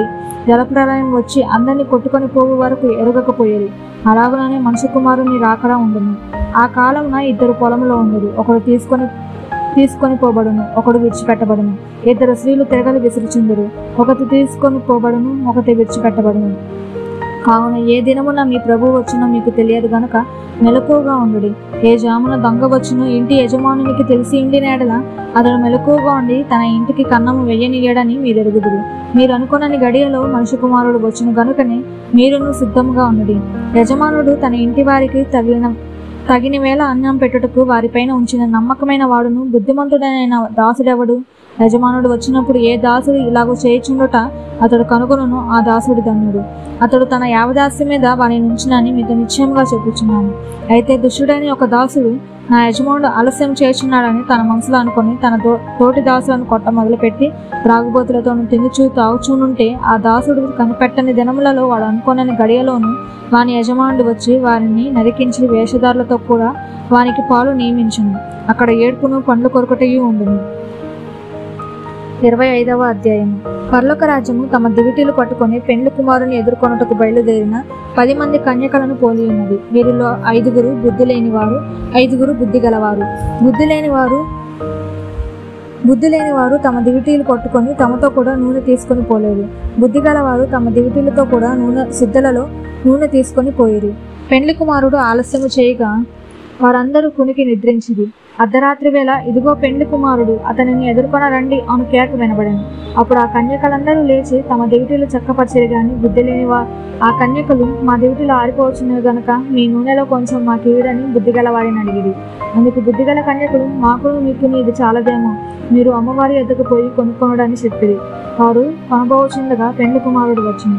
అప్పుడు సిద్ధపడి ఉన్నవారు అతనితో కూడా పెండ్లి విందుకు లోపలికి పోయిరి. అంతకు తలుపు వేయబడింది. ఆ తరువాత తక్కిన కన్యకలు వచ్చి, అయ్యా అయ్యా మాకు తలుపు తీయమని అడుగగా అతడు, మేము నెరగనని మీతో నిశ్చయంగా చెప్పుచున్నానని. ఆ దినమైనను గడి అయినను మీకు తెలియదు గనక మెలకువగా ఉండుడి. పరలోక రాజ్యము ఒక మనుషుడు దేశాంతరమునకు ప్రయాణమై తన దాసులను పిలిచి తన ఆస్తిని వారికి అప్పగించినట్లుండెను. అతడు ఒకనికి 5 తలాంతులను, ఒకనికి 2, ఒకనికి 1, ఎవని సామర్థ్యం చొప్పున వానికిచ్చి వెంటనే దేశాంతరం పోయింది. 5 తలాంతులు తీసుకుని వాడు వెళ్ళి వాటితో వ్యాపారం చేసి మరి 5 తలాంతులు సంపాదించింది. అలాగనే 2 తీసుకుని వాడు మరి 2 సంపాదించింది. అయితే 1 తలాంతు తీసుకుని వాడు వెళ్ళి భూమి తవ్వి తన యజమాని సొమ్ము దాచిపెట్టాను. బహుకాలమైన తరువాత ఆ దాసుల యజమానులు వచ్చి వారి యొద్ద లెక్క చూచుకునేను. అప్పుడు 5 తలాంతులు తీసుకుని వాడు మరి 5 తలాంతులు తెచ్చి, అయ్యా నీవు నాకు 5 తలాంతులు అప్పగించితివే, అవిగాక మరి 5 తలాంతులు సంపాదించుతున్నానని చెప్పాను. అతని యజమానుడు, బలా నమ్మకమైన మంచి దాసుగా, నీవు ఈ కొంచెంలో నమ్మకముగా ఉంటుంది, నిన్ను అనేకమైన వాటి మీద నియమించినను, నీ యజమానిని సంతోషంలో పాలు పొందమని అతనితో చెప్పాను. అలాగే 2 తలాంతులు తీసుకుని వాడు వచ్చి, అయ్యా నీవు నాకు 2 తలాంతులను అప్పగించుతివే, అవిగాక మరి 2 తలాంతులు సంపాదించుతున్నానని చెప్పాను. అతని యజమానుడు, బలా నమ్మకమైన మంచి దాసుడా, నీవు ఈ కొంచెంలో నమ్మకంగా ఉంటుంది, నిన్ను అనేకమైన వాటి మీద నియమించదను, నీ యజమాని సంతోషంలో పాలు పొందమని అతనితో చెప్పాను. తర్వాత 1 తలాంతు తీసుకుని వాడు వచ్చి, అయ్యా నీవు విత్తని చోట కోయవాడవును, చల్లని చోట పంట కూర్చుకుని వాడనైనా కఠినవని నేను ఎరుగుదును కనుక నేను భయపడి వెళ్ళి నీ తలాంతును భూమిలో దాచిపెట్టి తిని, ఇదిగో నీది నీవు తీసుకొనమని చెప్పాను. అందుకు అతని యజమానుడు వాని చూచి, సోమరమైన చెడ్డదాసుడా, నేను విత్తని చోట కోయవాడను, చల్లని చోట పంట కూర్చుకొని వాడనని నీవు ఎరుగుదువా? అట్లయితే నీవు నా సొమ్ము సహకారుల యొద్ద ఉంచవలసి ఉండేను. నేను వచ్చి వడ్డీతో కూడా నా సొమ్ము తీసుకుని ఉందనే అని చెప్పి ఆ తలాంతును వాని యొద్ద నుండి తీసివేసి 10 తలాంతులు గల వానికి ఇయుడి. కలిగిన ప్రతి వానికి ఇయ్యబడును, అతనికి సమృద్ధి కలుగును. లేని వాని యొద్ద నుండి వానికి కలిగినది తీసివేయబడును. మరియు కనికమాలిన ఆ దాసుని వెలుపట్టి చీకటిలోనికి త్రోసివేడి. అక్కడ ఏడ్పును పండ్లు కొరకటి ఉండునని. తన మహిమతో మనిషి కుమారుడును ఆయనతో కూడా సమస్త దూతలను వచ్చినప్పుడు ఆయన తన మహిమ గల సింహాసనం మీద ఆసీనుడై ఉండును. అప్పుడు సమస్త జనులు ఆయన యొక్క పోగు చేయబడుదురు. గొల్లవాడు మేకలలో నుండి గొర్రెలను వేరుపరచినట్లు ఆయన వారిని వేరుపరిచి తన కుడివైపున గొర్రెలను ఎడం వైపున మేకలను నిలవబెట్టును. అప్పుడు రాజు తన కుడివైపున ఉన్న వారిని చూచి, నా తండ్రి చేత ఆశీర్వదింపబడిన వాళ్ళారా, రండి, లోకం పుట్టినది మొదలుకొని మీ కొరకు సిద్ధపరచబడిన రాజ్యమును స్వతంత్రించుకోండి. నేను ఆకలి కొంటిని, మీరు నాకు భోజనం పెట్టితిరి, దప్పికొంటిని, నాకు దాహం ఇచ్చితిరి, పరదేశినై ఇంటిని, నన్ను చేర్చుకుంటిరి, దిగంబరినై ఇంటిని, నాకు బట్టలు ఇచ్చితిరి, రోగినై ఇంటిని, నన్ను చూడవచ్చితిరి, చెరసాలలో ఉంటిని, నా యొద్దకు వచ్చితిరని చెప్పును. అందుకు నీతిమంతులు, ప్రభువా, ఎప్పుడు నీవు ఆకలి కొని ఉండుట చూచి నీకు ఆహారం ఇచ్చితిమి, నీవు దప్పికొనుట ఉండుట చూచి ఎప్పుడు దాహం ఇచ్చితిమి, ఎప్పుడు పరదేశివై ఉండుట చూచి నిన్ను చేర్చుకుంటుమి, దిగంబరివై ఉండుట చూచి బట్టలు ఇచ్చితిమి, ఎప్పుడు రోగివై ఉండుట చూచి రోగివై ఉండుట ఆయనను, చెరసాలలో ఉండుట ఆయనను చూచి నీ యొద్దకు వచ్చితమని ఆయనను అడిగెదరు. అందుకు రాజు, మిక్కిలి అలుపులైన ఈ నా సహోదరులలో ఒకరిని మీరు చేసితిరి గనుక నాకు చేసితిరని నిశ్చయంగా మీతో చెప్పుచున్నానని వారితో అనను. అప్పుడు ఆయన ఎడం వైపున ఉండు వారిని చూచి, శపింపబడిన వారులారా, నన్ను విడిచి అపవాదికిని వాని దూతలకును సిద్ధపరచబడిన నిత్యాగ్నిలోనికి పోవుడి.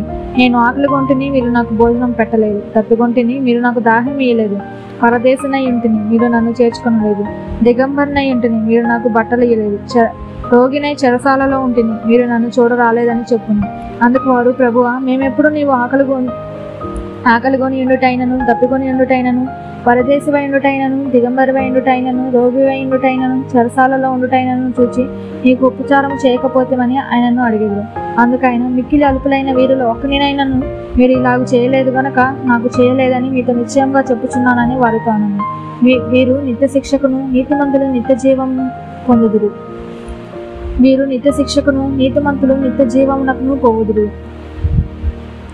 26వ అధ్యాయం. యేసు ఈ మాటలన్నీ చెప్పి సాధించిన తర్వాత జరిగినదేమనగా, ఆయన తన శిష్యులను చూచి, 2 దినములైన పిమ్మట పస్కా పండుగ వచ్చుననియు అప్పుడు మనుష్య కుమారుడు సిలువ వేయబడుటకే అప్పగింపబడిననియు మీకు తెలియనని చెప్పింది. ఆ సమయమున ప్రధాన యాజకులను ప్రజల పెద్దలను కయప అను ప్రధాన యాజకుని మందిరంలోకి కూడి వచ్చి యేసును మాయోపాయం చేత పట్టుకొని చంపవలనని ఏకమై ఆలోచన చేసింది. అయితే ప్రజలలో అల్లరి కలుగకుండానట్లు పండుగలో వద్దని చెప్పుకొనేది. యేసు బేతనియాలో కుష్ఠరోగి అయిన సీమోను ఇంట ఉన్నప్పుడు ఒక స్త్రీ మిక్కిలి విలువగల అత్తరు బుడ్డి తీసుకుని ఆయన ఎద్దకు వచ్చి ఆయన భోజనము కూర్చుండగా దానిని ఆయన తల మీద పూసింది. శిష్యులు చూచి కోపపడి, ఈ నష్టం ఎందుకు, దీనిని గొప్ప వెలకు అమ్మి బేదలకు ఇయ్యవచ్చుని అనిరి. యేసు ఆ సంగతి తెలుసుకొని, ఈ స్త్రీ నా విషయమే ఒక మంచి కార్యము చేసింది. ఏమన్నా మీరేలా తొందర పెట్టుచున్నారు? బేదలు ఎల్లప్పుడూ మీతో కూడా ఉన్నారు గాని నేను ఎల్లప్పుడూ మీతో కూడా ఉండను. ఈమె ఈ అత్తరు నా శరీరం మీద పోసి నా భూస్థాపన నిమిత్తము దీనిని చేసింది. సర్వలోకమందు ఈ సువార్త ఎక్కడ ప్రకటింపబడను అక్కడ ఈమె చేసినది ఈమె జ్ఞాపకార్థంగా సర్వలోకమందు ఈ సువార్త ఎక్కడ ప్రకటింపబడను అక్కడ ఈమె చేసినది ఈమె జ్ఞాపకార్థంగా ప్రశంసింపబడునని మీతో నిశ్చయంగా చెప్పుచున్నానని వారితో అనెను. అప్పుడు 12 మందిలో ఒకడగు ఇస్కరియోతు యూదా ప్రధాన యాజకుల ఎద్దకు వెళ్ళి, నేను ఆయనను మీకు అప్పగించినట్లా నాకేమి ఇత్తురని వారిని అడిగాను. అందుకు వారు 30 వెండి నాణెములు తూచి వానికి ఇచ్చేది. వాడు అప్పటి నుండి ఆయనను అప్పగించుటకు తగిన సమయం కనిపెట్టుచుండెను. పులేని రొట్టెల పండుగలో మొదటి దినమందు శిష్యులు యేసునొద్దకు వచ్చి, పస్కాను భుజించుటకు మేము నీ కొరకు ఎక్కడ సిద్ధపరచగోర్చున్నావని అడిగింది. అందుకైనా, మీరు పట్టణమందున పలాని మనుషుని ఎద్దకు వెళ్ళి, నా కాలము సమీపమై ఉన్నది, నా శిష్యులతో కూడా నీ ఇంట పస్కాను ఆచరించదనని బోధకుడు చెప్పుచున్నాడని అతనితో చెప్పుడనను. యేసు తమకు ఆజ్ఞాపించిన ప్రకారం శిష్యులు చేసి పస్కాను సిద్ధపరిచిది. సాయంకాలం అయినప్పుడు ఆయన 12 మంది శిష్యులతో కూడా భోజనంలో కూర్చుండెను. వారు భోజనం చేసిండగా ఆయన, మీలో ఎవడు నన్ను అప్పగించునని మీతో నిశ్చయంగా వారు భోజనం చేయుచుండగా ఆయన, మీలో ఒకడు నన్ను అప్పగించునని మీతో నిశ్చయంగా చెప్పుచున్నానని. అందుకు వారు బహు దుఃఖపడి ప్రతి వాడును, ప్రభువా నేనా అని ఆయనను అడగగా ఆయన, నాతో కూడా పాతలో చేయి ముంచి వాడెవడో వాడే నన్ను అప్పగించువాడు. మనుష్య కుమారుని గురించి వ్రాయబడిన ప్రకారం ఆయన పోవచ్చున్నాడు గాని ఎవని చేత మనుష్య కుమారుడు అప్పగింపబడుచున్నాడో ఆ మనుషునికి శ్రమ. ఆ మనుషుడు పుట్టి ఉండని ఎడల వానికి మేలని చెప్పాను. ఆయనను అప్పగించిన యూదా, బోధకుడా నేనా అని అడుగగా ఆయన, నీవన్నట్టే అనెను. వారు భోజనము చేయుచుండగా యేసు ఒక రొట్టె పట్టుకొని దాన్ని ఆశీర్వదించి విరిచి తన శిష్యులకిచ్చి, మీరు తీసుకొని తినుడి, ఇది నా శరీరం అని చెప్పాను. మరియు ఆయన గిన్నె పట్టుకొని కృతజ్ఞతాస్తుతులు చెల్లించి వారికి ఇచ్చి, దీనిలోనిది మీరందరూ త్రాగుడి, ఇది నా రక్తము, అనగా పాపక్షమాపణ నిమిత్తము అనేకుల కొరకు చిందింపబడుచున్న నిబంధన రక్తము. నా తండ్రి రాజ్యంలో మీతో కూడా నేను ఈ ద్రాక్షారసము కొత్తదిగా తాగు దినము వరకు ఇకను దాని త్రాగనని మీతో చెప్పుచున్నానని. అంతటా వారు కీర్తన పాడి ఒలివల కొండకు వెళ్ళిరి. అప్పుడు యేసు వారిని చూచి, ఈ రాత్రి మీరందరూ నా విషయమే అభ్యంతరపడదురు. ఎలయనగా గొర్రెల కాపరిని కొట్టుదును, మందలోని గొర్రెలు చెదిరిపోవును అని వ్రాయబడి ఉన్నది కదా. నేను లేచిన తరువాత మీకంటే ముందుగా గలిలయకు వెళ్ళదనని. అందుకు పేతురు, నీ విషయమే అందరూ అభ్యంతరపడినను నేను ఎప్పుడూ అభ్యంతరపడినని ఆయనతో చెప్పగా, యేసు అతని చూచి, ఈ రాత్రి కోడి కూయక మునిపే నీవు నన్ను ఎరగనని ముమ్మారు చెప్పేదవని నీతో నిశ్చయంగా చెప్పుచున్నానని. పేతురు ఆయనను చూచి, నేను నీతో కూడా చావవలసి వచ్చినను నిన్ను ఎరగనని చెప్పనని. అదే ప్రకారము శిష్యులందరూ అనేది.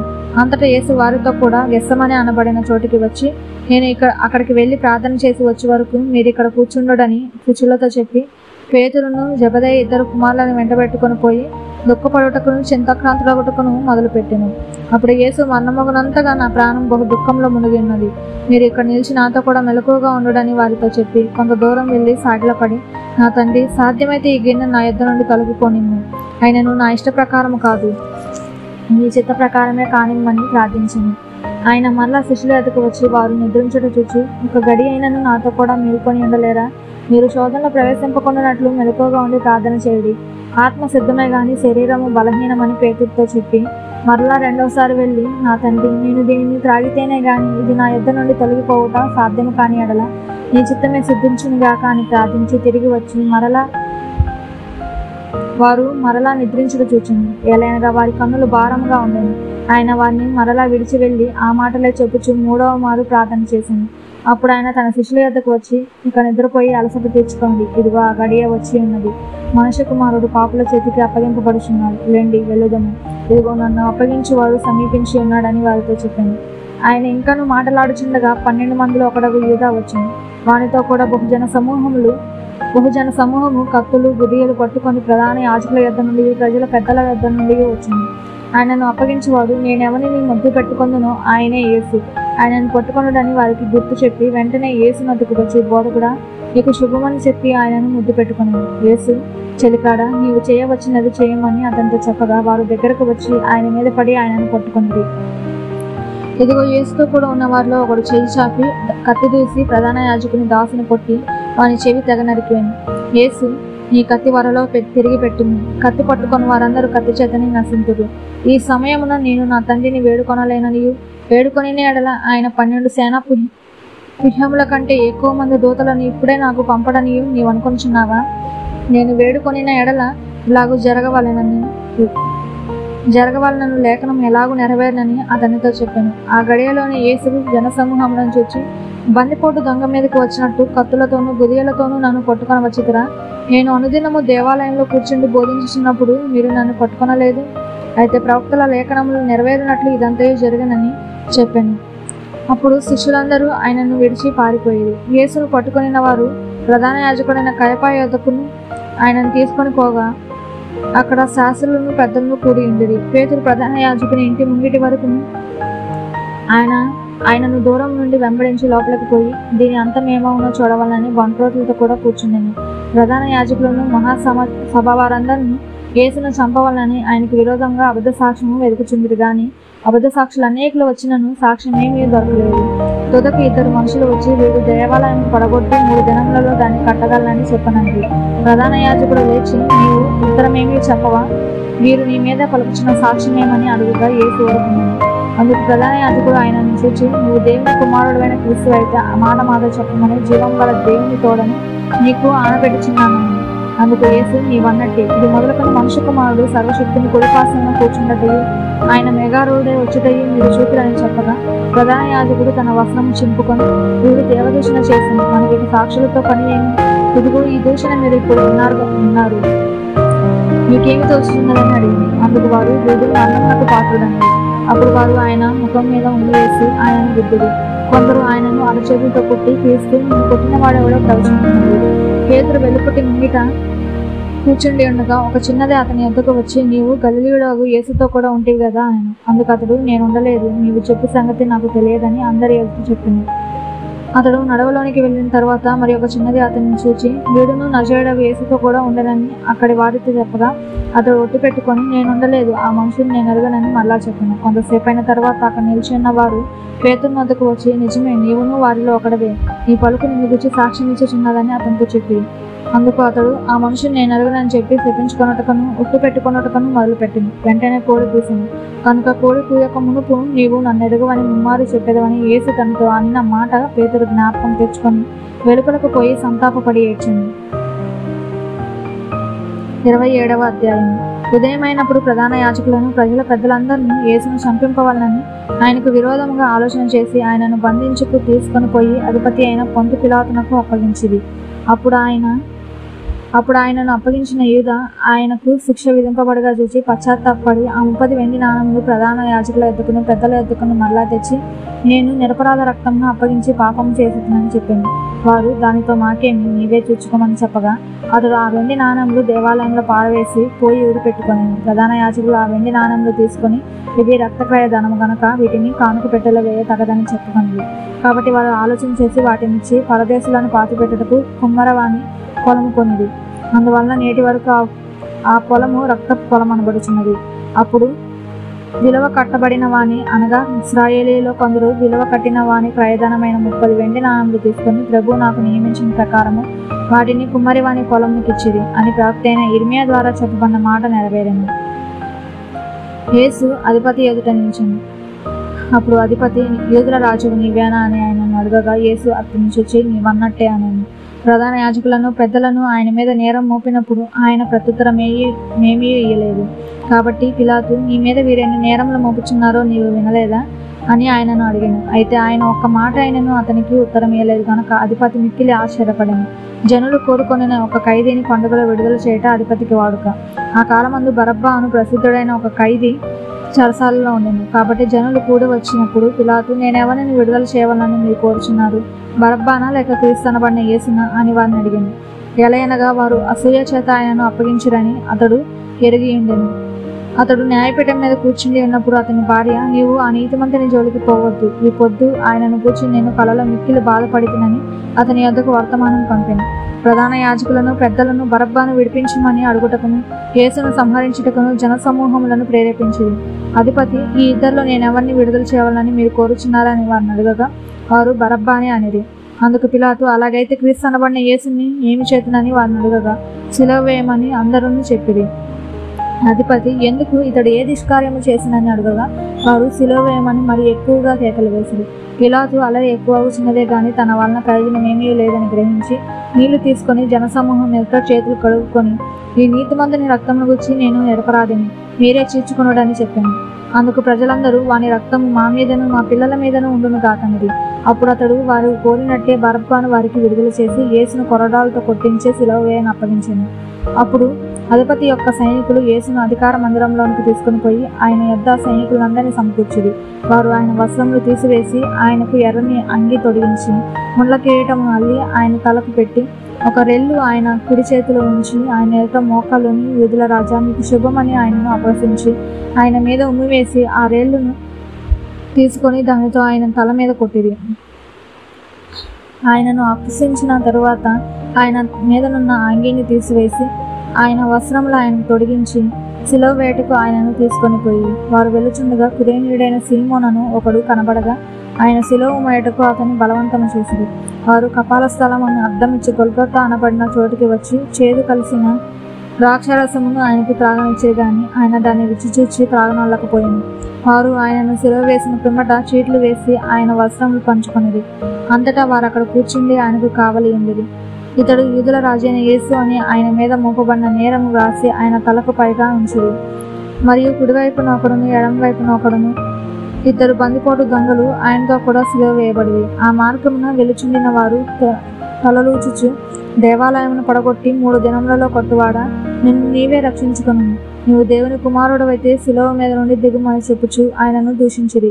అలాగే శాస్త్రులను పెద్దలను ప్రధాన యాజకులను కూడా ఆయనను అపహసించుచు, వీడు ఇతరులను రక్షించను, తను తానే రక్షించుకొనలేడు, ఇశ్రాయేలు రాజు కదా, ఇప్పుడు సిలువ మీద నుండి దిగిన ఎడల వాని నమ్ముదును, వాడు దేవుని యందు విశ్వాసం ఉంచను, నేను దేవుని కుమారుని అని చెప్పిన గనుక ఆయనకి ఇష్టడైతే ఆయన ఇప్పుడు వానిని తప్పించునని చెప్పేది. ఆయనతో కూడా సిలువ వేయబడిన బందిపోటు దొంగలను అలాగే ఆయనను నిందించిరి. మధ్యాహ్నం మొదలుకొని 3 గంటల వరకు ఆ దేశమంతటా చీకటి కమ్మింది. ఇంచుమించు 3 గంటలప్పుడు యేసు ఏలి ఏలి లామా సబక్తాని అని బిగ్గరగా కేక వేసింది. ఆ మాటకు నా దేవా నన్ను ఎందుకు చేయి విడిచితు అని అర్థం. అక్కడ నిల్చున్న వారిలో కొందరు ఆ మాట విని ఇతడు ఏలి అని పిలుచుచున్నాడని. వెంటనే వారిలో ఒకడు పరిగెత్తుకొని పోయి స్పాంజీ తీసుకొని చిలకలో ముంచి రేలును తగిలించి ఆయనకు త్రాగనిచ్చింది. తక్కిన వారు ఉరకుండుడి, ఏలి అతన్ని రక్షింపవచ్చునేమో చూతుమన్నది. యేసు మరలా బిగ్గరగా కేక వేసి ప్రాణము విడిచింది. అప్పుడు దేవాలయపు తెర పైనుండి కింద వరకు 2గా చిందెను. భూమి వణికెను, బండలు బద్దలాయను, సమాధులు తెరవబడెను. నిద్రించిన అనేక మంది పరిశుద్ధుల శరీరములు లేచిను. వారు సమాధులలో నుండి బయటకు వచ్చి ఆయన లేచిన తర్వాత పరిశుద్ధ పట్టణంలో ప్రవేశించి అనేకులకు అగపడిరి. శతాధిపతియు అతనితో కూడా యేసునకు కావలి ఉన్నవాను భూకంపమును జరిగిన కార్యములని చూచి మిక్కిలి భయపడి నిజముగా ఈయన దేవుని కుమారుడని చెప్పుకొనిది. యేసునకు ఉపచారము చేయుచు గలిలయ నుండి ఆయనను వెంబడించిన అనేక మంది స్త్రీలు అక్కడ దూరం నుండి చూచుచుండిరి. వారిలో మగ్దలైన మరియాయు, యాకోబు యోసే అను వారి తల్లి అయిన మరియాయు, జెబెదయి కుమారుల తల్లియు ఉండిరి. యేసు శిష్యుడిగా ఉన్న అరిమతయి యోసేపు అను ఒక ధనవంతుడు సాయంకాలమైనప్పుడు వచ్చి పిలాతు వద్దకు వెళ్ళి యేసు దేహమును తనకిమ్మని అడగగా పిలాతు దానిని అతనికి అప్పగింప ఆజ్ఞాపించెను. యోసేపు ఆ దేహమును తీసుకుని శుభ్రమైన నారబట్టతో చుట్టి తాను రాతిలో తొలిపించుకొనిన కొత్త సమాధిలో దానిని ఉంచి సమాధి ద్వారమునకు పెద్ద రాయి బొర్లించి వెళ్ళిపోయాను. మగ్దలైన మరియయు వేరొక మరియయు అక్కడనే సమాధి ఎదురుగా కూర్చుండి ఉండిరి. మరునాడు అనగా సిద్ధపరచు దినమునకు మరుసటి దినమున ప్రధాన యాజకులను పరిసయ్యులను పిలాతు వద్దకు కూడి వచ్చి, అయ్యా, ఆ వంచకుడు సజీవుడై ఉండినప్పుడు 3 దినములైన తర్వాత నేను లేచేదనని చెప్పింది మాకు జ్ఞాపకం ఉన్నది. కాబట్టి 3వ దినం వరకు సమాధిని భద్రము చేయని ఆజ్ఞాపించింది. వాని శిష్యులు వచ్చి వానిని ఎత్తుకొని పోయి ఆయన మృతుల్లో ఉండి లేచినని ప్రజలతో చెప్పుదురేమో. అప్పుడు మొదటి వంచన కంటే కడపటి వంచన మరి చెడ్డదై ఉండనని చెప్పిరి. అందుకు పిలాతు, కావలి వారు ఉన్నారు కదా, మీరు వెళ్ళి మీ చేతనైనంత మట్టుకు సమాధిని భద్రము చేయడానికి వారితో చెప్పాను. వారు వెళ్ళి కావలి వారిని కూడా ఉంచుకొని రాతికి ముద్ర వేసి సమాధికి భద్రం చేసిరి. 28వ అధ్యాయం. విశ్రాంతి దినం గడిచిపోయిన తర్వాత ఆదివారం తెల్లవారుచుండగా మగ్దలైన మరియయు వేరొక మరియయు సమాధిని చూడవచ్చిరి. ఇదిగో, ప్రభు దూత పరలోకం నుండి దిగివచ్చి రాయి పొర్లించి దాని మీద కూర్చుండెను. అప్పుడు మహాభూకంపం కలిగింది. ఆ దూత స్వరూపము మెరుపు వలె ఉండెను. అతని వస్త్రము హిమమంత తెల్లగా ఉండెను. అతనికి భయపడుట వలన కావలి వారు వణికి చచ్చిన వారి వలె ఉండేది. దూత ఆ స్త్రీలను చూచి, మీరు భయపడకుడి, సిలువ వేయబడిన యేసును మీరు వెతుకుచున్నారని నాకు తెలియను. ఆయన ఇక్కడ లేడు. తాను చెప్పినట్టే ఆయన లేచి ఉన్నాడు. రండి, ప్రభువు పండుకొని స్థలము చొచ్చి త్వరగా వెళ్ళి ఆయన మృతుల్లో ఉండి లేచి ఉన్నాడని ఆయన శిష్యులకు తెలియజేయుడి. ఇదిగో, ఆయన గలిలయలోనికి మీకు ముందుగా వెళ్ళుచున్నాడు. అక్కడ మీరు ఆయనని చూతురు. ఇదిగో, మీతో చెప్పుతున్నాను. వారు భయముతోనూ మహా ఆనందముతోనూ సమాధి యొద్ద నుండి త్వరగా వెళ్ళి ఆయన శిష్యులకు ఆ వర్తమానం తెలుపు పరిగెత్తుచుండగా యేసు వారిని ఎదుర్కొని, నీకు శుభమని చెప్పాను. వారు ఆయన ఎద్దకు వచ్చి ఆయన పాదములు పట్టుకొని ఆయనకు మొక్కగా, యేసు, భయపడకుడి, మీరు వెళ్ళి నా సహోదరులు గలిలయకి వెళ్ళవాలని వారు అక్కడ నన్ను చూతురని వారికి తెలుపుడని. వారు వెళ్ళుచుండగా కావలి వారిలో కొందరు పట్టణంలోనికి వచ్చి జరిగిన సంగతులన్నింటినీ ప్రధాన యాజకులతో చెప్పారు. కాబట్టి వారు పెద్దలతో కూడి వచ్చి ఆలోచన చేసి ఆ సైనికులకు చాలా ద్రవ్యం ఇచ్చి, మేము నిద్రపోవచ్చుండగా అతని శిష్యులు రాత్రి వేళ వచ్చి అతన్ని ఎత్తుకొని పోయారని మీరు చెప్పుడి. ఇది అధిపతి చెవిలో పడిన ఎడల మేము అతన్ని సమ్మతిపరిచి మీకేమీ తొందర కలగకుండా చేతుమని చెప్పిరి. అప్పుడు వారు ఆ ద్రవ్యము తీసుకుని తమకు బోధింపబడిన ప్రకారం చేసిరి. ఈ మాట యూదులలో వ్యాపించి నేటి వరకు ప్రసిద్ధమై ఉన్నది. 11 మంది శిష్యులు యేసు తమకు నిర్ణయించిన గలిలయలోని కొండకు వెళ్ళిరి. వారు ఆయనను చూచి ఆయనకు మొక్కిరి గాని కొందరు సందేహించిరి. అయితే యేసు వారి యొద్దకు వచ్చి, పరలోకమందును భూమి మీదను నాకు సర్వాధికారం ఇయ్యబడి ఉన్నది. కాబట్టి మీరు వెళ్ళి సమస్త జనులను శిష్యులుగా చేయుడి. తండ్రి యొక్కయు కుమారుని యొక్కయు పరిశుద్ధాత్మ యొక్కయు నామములోనికి వారికి బాప్తిసమిచ్చుచు నేను మీకు ఏ ఏ సంగతులను ఆజ్ఞాపించుతున్నో వాటన్నిటినీ గైకొనవలనని వారికి బోధించుడి. ఇదిగో, నేను యుగ సమాప్తి వరకు సదాకాలము మీతో కూడా ఉన్నానని వారితో చెప్పాను. ఆమేన్. మార్కు సువార్త 1వ అధ్యాయం. దేవుని కుమారుడైన యేసుక్రీస్తు సువార్త ప్రారంభము. ఇదిగో, నా దూతను నీకు ముందుగా పంపుచున్నాను. అతడు నీ మార్గము సిద్ధపరచును. ప్రభు మార్గము సిద్ధపరచుడి, ఆయన త్రోవలు సరళము చేయడని అరణ్యంలో కేకవేయుచున్న ఒకని శబ్దము అని ప్రవక్త అయిన యెషయా చేత వ్రాయబడినట్టు బాప్తిసమిచ్చే యోహాను అరణ్యంలో ఉండి పాప క్షమాపణ నిమిత్తము మారుమనసు విషయమైన బాప్తిసము ప్రకటించుచూ వచ్చును. అంతటా యూదయ దేశస్థులందరినూ యెరూషలేము వారందరినూ బయలుదేరి అతని యొద్దకు వచ్చి తమ పాపములను ఒప్పుకొనుచు యోర్దాను నదిలో అతని చేత బాప్తిసము పొందుచుండేది. యోహాను ఒంటె రోమముల వస్త్రమును మలు చుట్టూ తోలుదట్టి ధరించుకున్నవాడు. అడవి తేనెను మిడతలను తినివాడు. మరియు అతడు, నాకంటే శక్తిమంతుడొకడు నా వెనుక వచ్చుచున్నాడు. నేను వంగి ఆయన చెప్పుల వారును విప్పుటకు పాత్రుడను కాను. నేను నీళ్లలో మీకు బాప్తిసం ఇచ్చితిని గాని ఆయన పరిశుద్ధాత్మలో మీకు బాప్తిసం ఇచ్చునని చెప్పి ప్రకటించుచుండెను. ఆ దినములలో యేసు గలిలయలోని నజరేతు నుండి వచ్చి యోర్దానులో యోహాను చేత బాప్తిసము పొందెను. వెంటనే ఆయన నీళ్లలో నుండి ఒడ్డునకు వచ్చుచుండగా ఆకాశము చీల్చబడుటయు పరిశుద్ధాత్మ పావురం వలె తన మీదకి దిగి వచ్చుటయు చూచెను. మరియు, నీవు నా ప్రియ కుమారుడవు, నీ యందు నేను ఆనందించుచున్నానని ఒక శబ్దము ఆకాశం నుండి వచ్చింది. వెంటనే పరిశుద్ధాత్మ ఆయనను అరణ్యంలోనికి త్రోసుకొని పోయింది.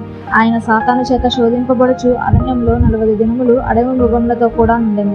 మరియు దేవదూతలు ఆయనకు పరిచర్య చేయుచుండిరి.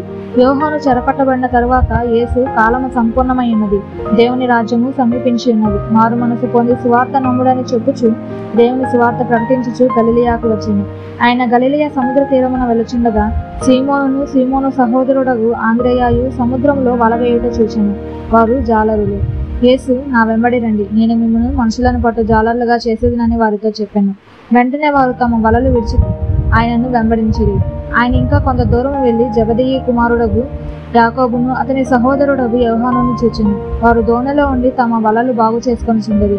వెంటనే ఆయన వారిని పిలువగా వారు తమ తండ్రి అయిన జెబెదయిని దోణిలో జతగాండ్ర యొద్ద విడిచిపెట్టి ఆయనను వెంబడించిరి.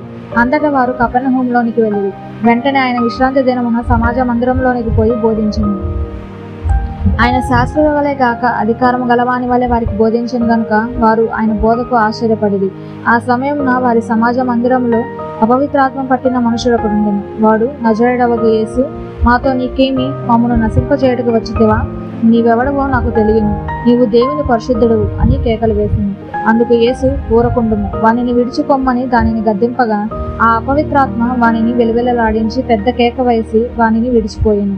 అందరినూ విస్మయం ఉంది. ఇదేమిటో, ఇది కొత్త బోధగా ఉన్నదే, ఈయన అధికారముతో అపవిత్రాత్మలకు ఆజ్ఞాపింపగా అవి ఆయనకు లోబడుచున్నవని ఒకరితో ఒకడు చెప్పుకొనిది.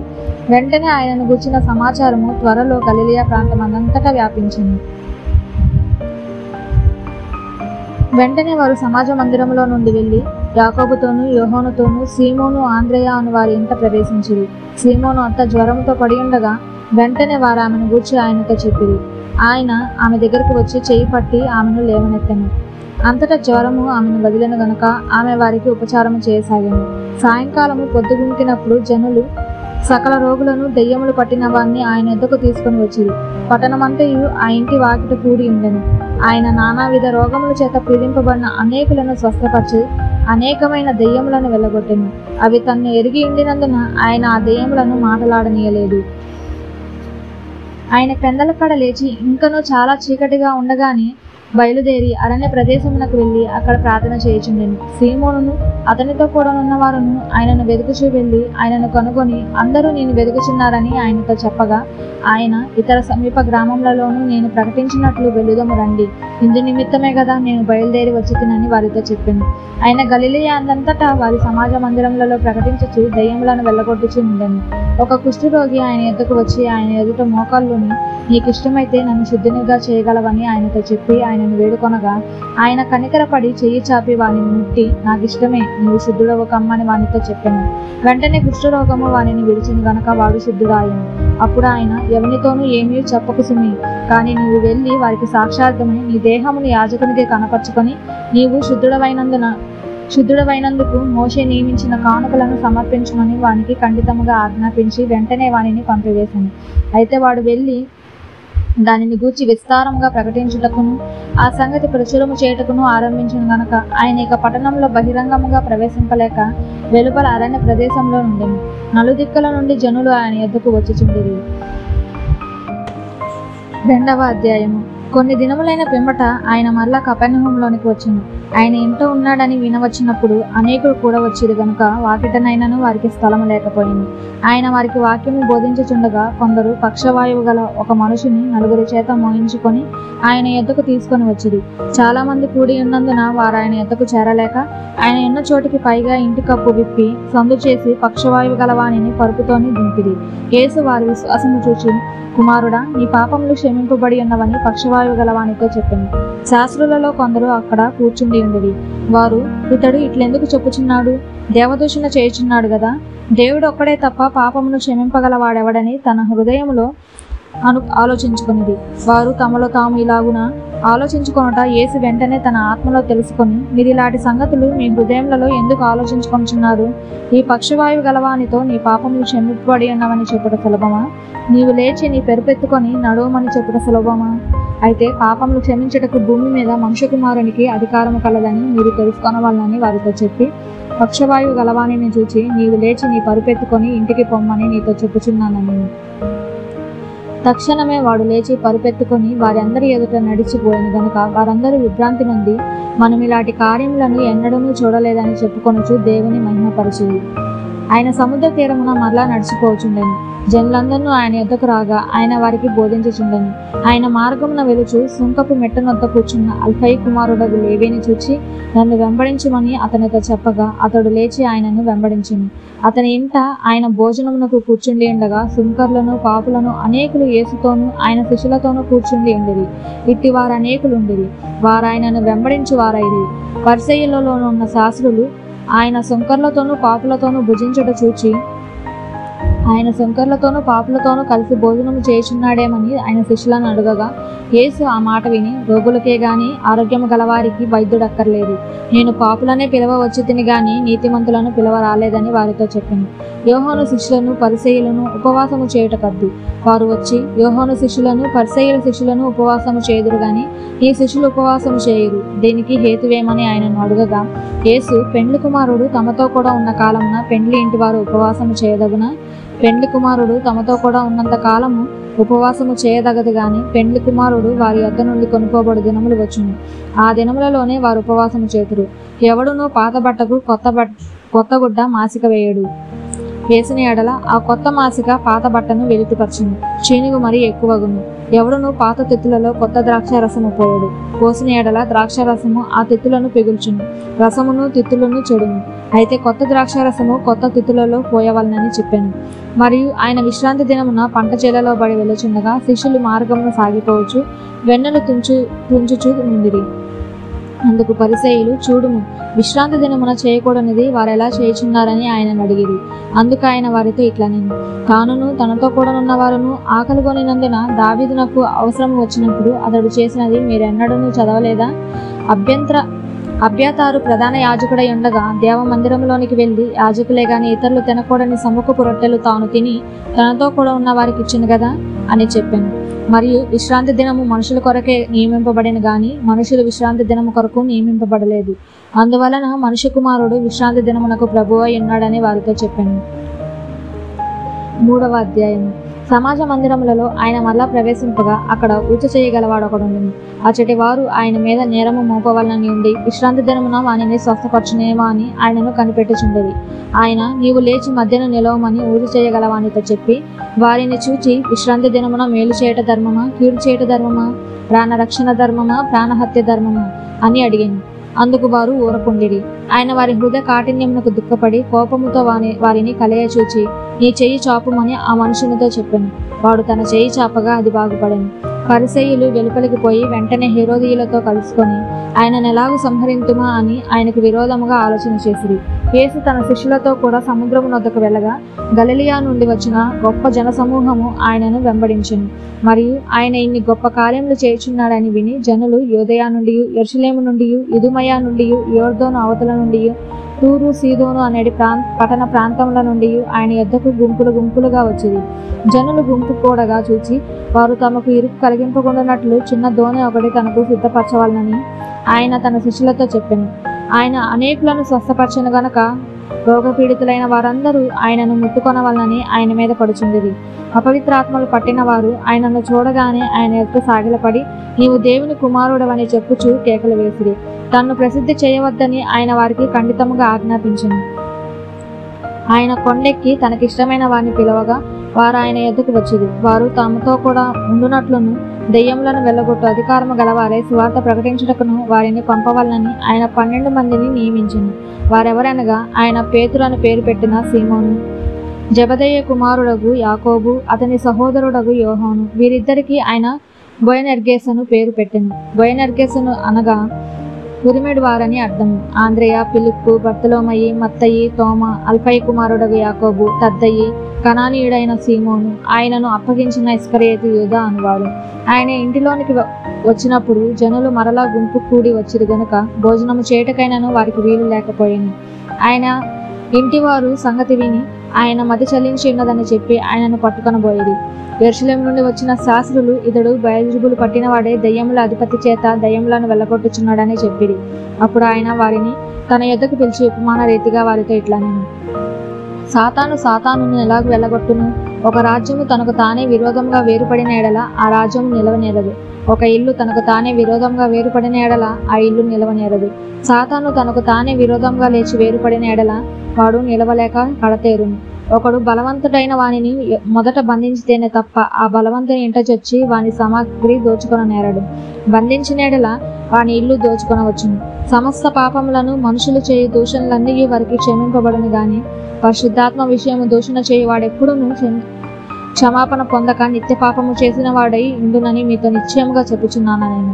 ఎందుకనగా ఆయన అపవిత్రాత్మ పట్టినవాడని వారు చెప్పిరి. ఆయన సహోదరులను తల్లియు వచ్చి వెలుపల నిలిచి ఆయనను పిలువనంపిరి. జనులు గుంపుగా ఆయన చుట్టూ కూర్చుండిరి. వారు, ఇదిగో నీ తల్లియు నీ సహోదరులను వెలుపల ఉండి నీ కోసరము వెతుకుచున్నారని ఆయనతో చెప్పగా, ఆయన నా తల్లి నా సహోదరులు ఎవరని తన చుట్టూ కూర్చున్న వారిని కలయి చూచి, ఇదిగో నా తల్లియు నా సహోదరులను, దేవుని చిత్తము చొప్పున జరిగించువాడే నా సహోదరుడును సహోదరియు తల్లియునని చెప్పింది. ఆయన సముద్ర తీరమున మరల 4వ అధ్యాయం. ఆయన సముద్ర తీరమున మరల బోధింపనారంభింపగా బహుజనులు ఆయన ఎద్దుకు కూడి వచ్చి ఉన్నందున ఆయన సముద్రంలో ఒక దోణి ఎక్కి కూర్చుండెను. జనులందరూ సముద్ర తీరమున నేల మీద ఉండిరి.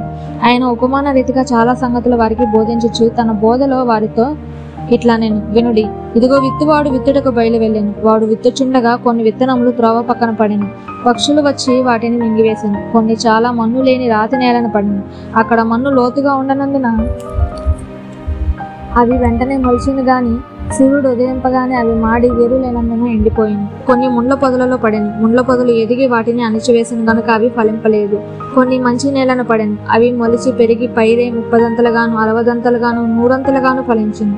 వినుటకు చెవులు గలవాడు వినుగాక అని చెప్పింది. ఆయన ఒంటరిగా ఉన్నప్పుడు 12 మంది శిష్యులతో కూడా ఆయన చుట్టూ ఉండిన వారు ఆ ఉపమానమును గురించి ఆయనను అడిగిరి. అందుకు ఆయన, దేవుని రాజ్య మర్మమును తెలుసుకొనుట మీకు అనుగ్రహింపబడి ఉన్నది గాని వెలుపల నుండి వారు ఒకవేళ దేవుని వైపు తిరిగి పాప క్షమాపణ పొందుదురని వారు చూచుటకైతే చూచియు కనుగొనకయు వినుటకైతే వినియో గ్రహింపకయు నుండుటకును అవన్నీ ఉపమాన రీతిగా వారికి బోధింపబడుచున్నవని వారితో చెప్పింది. మరియు ఈ ఉపమానము మీకు తెలియదా? అలాగైతే ఉపమానములన్నీ మీకు ఎలాగూ తెలియనని.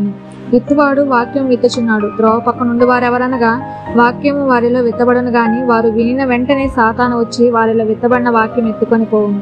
అటువలే రాతి నేలన విత్తబడిన వారెవరనగా వాక్యం విని సంతోషంగా అంగీకరించేవారు. అయితే వారిలో వేరు లేనందున కొంతకాలము వారు నిలుతురు గాని వాక్యము నిమిత్తము శ్రమైనను హింసైనను కలుగగాని వారు అభ్యంతరపడుదురు. ఇతరులు ముండ్ల పొదలలో విత్తబడినవారు. వీరు వాక్యము విందురు గాని ఐహిక విచారములను ధనమోసమును మరి ఇతరమైన అపేక్షలను లోపల చొచ్చి వాక్యమును అణచివేయుట వలన అది నిష్ఫలమగును. మంచి నేలను విత్తబడిన వారెవరనగా వాక్యము విని దానిని అంగీకరించి 30 60 ఫలించువారని చెప్పాను. మరియు ఆయన వారితో ఇట్లా నేను, దీపము దీపస్తంభం మీద ఉంచబడుటకే గాని కొంచెము కిందనైనను మంచము కిందనైనను ఉంచబడుటకు తేబడదు కదా. రహస్యమైనదేదియు తేటపరచబడకపోదు, బయలుపరచబడుటకే గాని ఏదియు మరుగు చేయబడలేదు. వినుటకు చెవులెవరికైనను ఉండిన ఎడల వాడు వినుగాక అనేను. మరియు ఆయన, మీరేమి వినుచున్నారో జాగ్రత్తగా చూచుకొనుడి.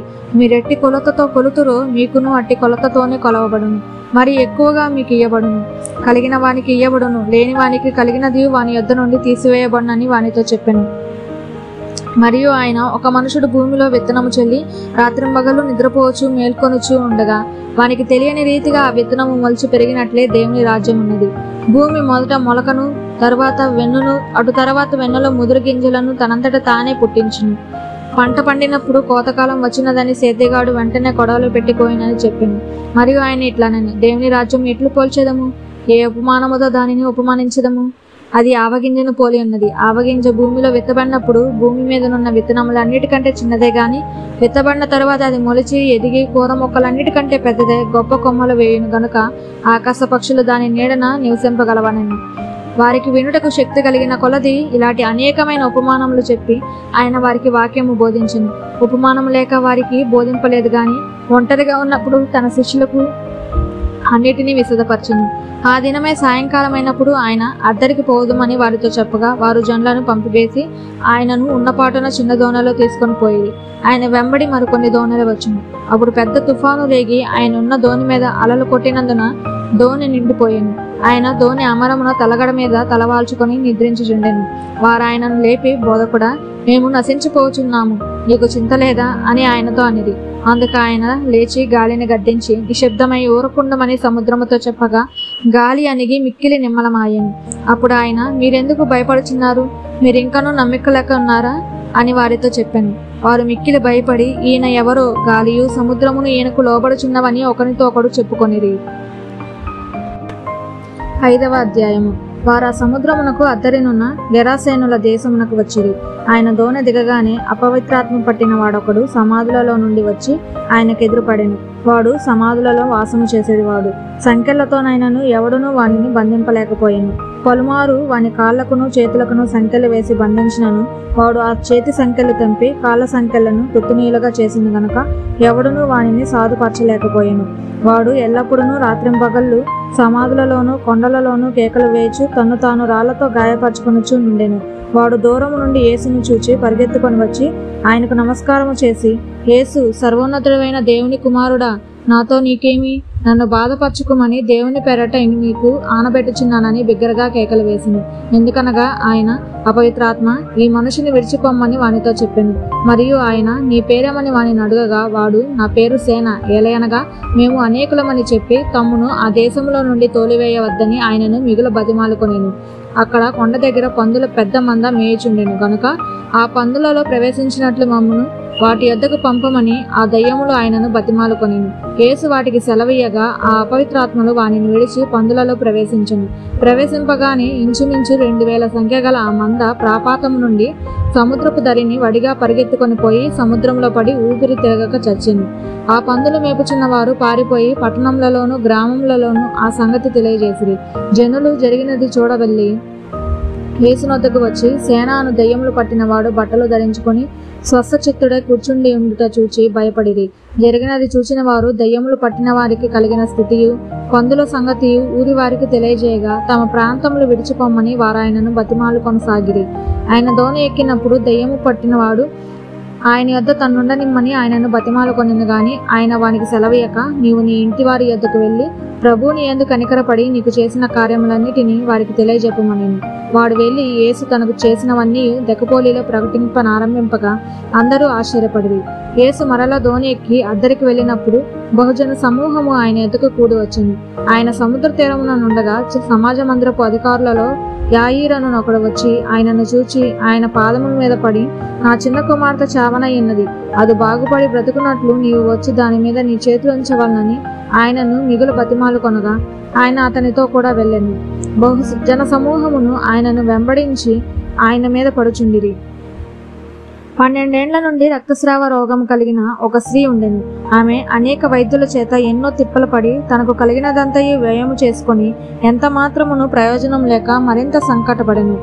ఆమె యేసును గూర్చి విని, నేను ఆయన వస్త్రములు మాత్రము ముట్టినా బాగుపడుదుననుకొని జనసమూహములలో ఆయన వెనుకకు వచ్చి ఆయన వస్త్రము ముట్టెను. వెంటనే ఆమె రక్తధార కట్టెను గనుక తన శరీరంలోని ఆ బాధ నివారణ అయినదని గ్రహించుకొనెను. వెంటనే యేసు తనలో నుండి ప్రభావము బయలువెళ్ళనని తనలో తాను గ్రహించి జనసమూహం వైపు తిరిగి, నా వస్త్రములు ముట్టినదెవరని అడుగగా ఆయన శిష్యులు, జనసమూహము నీ మీద పడుచున్నట్టు చూచుచున్నావే, నన్ను ముట్టినదెవడని అడుగుచున్నావా అనిది. ఆ కార్యము చేసిన ఆమెను కనుగొనవలనని ఆయన చుట్టూ చూచింది. అప్పుడు ఆ స్త్రీ తనకు జరిగినది ఎరిగి భయపడి వణుకుచూ వచ్చి ఆయన ఎదుట సాగిలపడి తన సంగతి అంతయో ఆయనతో చెప్పెను. అందుకాయన, కుమారి, నీ విశ్వాసము నిన్ను స్వస్థపరిచింది, సమాధానము గల దానివై పొమ్ము, నీ బాధ నివారణ అయి నీకు స్వస్థత కలుగును గాక అని ఆమెతో చెప్పెను. ఆయన ఇంకనూ మాట్లాడుచుండగా సమాజ మందిరపు అధికారి ఇంట నుండి కొందరు వచ్చి, నీ కుమార్తె చనిపోయినది, నీవిక బోధకుని ఎందుకు శ్రమ పెట్టుదు అనిది. యేసు వారు చెప్పిన మాట లక్ష్య పెట్టగా, భయపడకుము, నమ్మిక మాత్రం ఉంచమని సమాజ మందిరపు అధికారితో చెప్పి పేతురు, యాకోబు సహోదరుడగు యోహాను అను వారిని తప్ప మరి ఎవరినైనను తన వెంబడి రానియక సమాజ మందిరపు అధికారి ఇంటికి వచ్చి వారు గొల్లుగా నుండి చాలా ఏడ్చుచు ప్రలాపించుచు నుండుట చూచి లోపలికి పోయి, మీరేలా గొల్ల చేసి ఏడ్చుచున్నారు? ఈ చిన్నది నిద్రించుచున్నదే గాని చనిపోలేదని వారితో చెప్పింది. అందుకు వారు ఆయనను అపహసించారు. అయితే ఆయన వారినందరినీ బయటకు పంపివేసి ఆ చిన్నదాని తల్లిదండ్రులను తనతో ఉన్నవారిని వెంట పెట్టుకుని ఆ చిన్నది పరుండి ఉన్న గదిలోనికి వెళ్లి ఆ చిన్నదాని చెయ్యి పట్టి, తలితాకుమి అని ఆమెతో చెప్పింది. ఆ మాటకు చిన్నదానా, లెమ్మని నీతో చెప్పుచున్నానని అర్థము. వెంటనే ఆ చిన్నది లేచి నడవసాగిను. ఆమె 12 సంవత్సరముల ప్రాయము గలది. వెంటనే వారు బహు విస్మయం పొందిరి.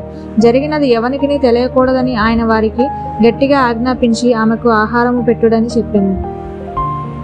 6వ అధ్యాయము. ఆయన అక్కడి నుండి బయలుదేరి స్వదేశమునకు రాగా ఆయన శిష్యులు ఆయనను వెంబడించిరి. విశ్రాంతి దినము వచ్చినప్పుడు ఆయన సమాజ మందిరములలో బోధింపనారంభించెను. అనేకులు ఆయన బోధ విని ఆశ్చర్యపడి, ఈ సంగతులు ఇతనికి ఎక్కడ నుండి వచ్చెను? ఇతనికి ఇయ్యబడిన ఈ జ్ఞానం ఎట్టిది? ఇతని చేతుల వలన ఇట్టి అద్భుతములు చేయబడుచున్నవి. ఇదేమి? ఇతడు మరియ కుమారుడు కాడా? ఇతడు యాకోబు, యోసే, యూదా, సీమోను అనుమరి సహోదరుడగు వడ్లవాడు కాడా? ఇతని సోదరీమణులందరూ మనతోనే ఉన్నారు కారా అని చెప్పుకొనుచు ఆయన విషయమై అభ్యంతరపడిరి.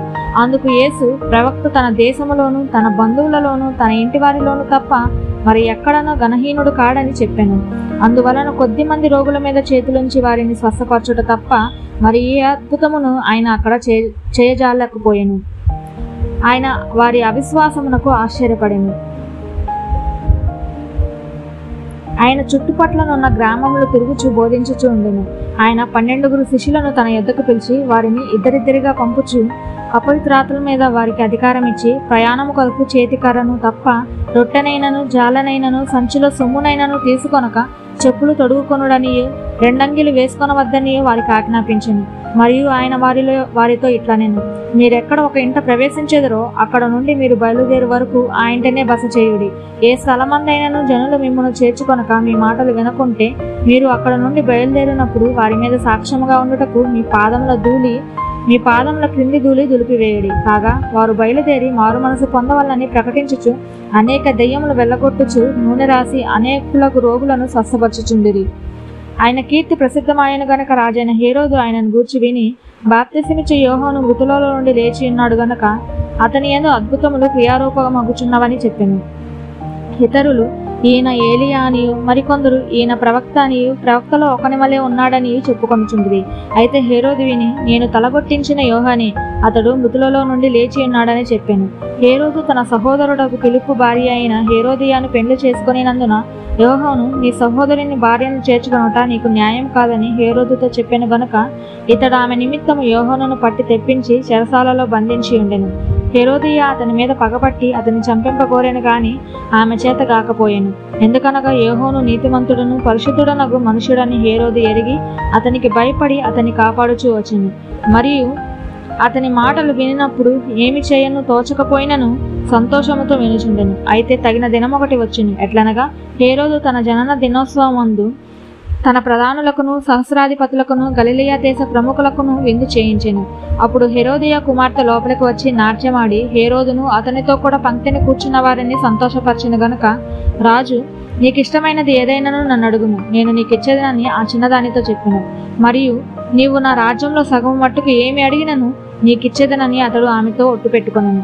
గనుక ఆమె వెళ్ళి నేనేమి అడిగేదనని తన తల్లిని అడుగగా ఆమె బాప్తిసమిచ్చు యోహాను తల అడుగమనెను. వెంటనే ఆమె త్వరగా రాజునొద్దకు వచ్చి బాప్తిసమిచ్చు యోహాను తల పల్లెములో పెట్టి ఇప్పుడే నాకు ఇప్పింప కోరుచున్నానని చెప్పాను. రాజు బహుగా దుఃఖపడెను గాని తాను పెట్టుకొనిన ఒట్టు నిమిత్తమును తనతో కూర్చుండి ఉన్న వారి నిమిత్తమును ఆమెకు ఇయ్యను అననొల్లకపోయాను. వెంటనే రాజు అతని తల తెమ్మని ఆజ్ఞాపించి ఒక బంట్రోతును పంపెను.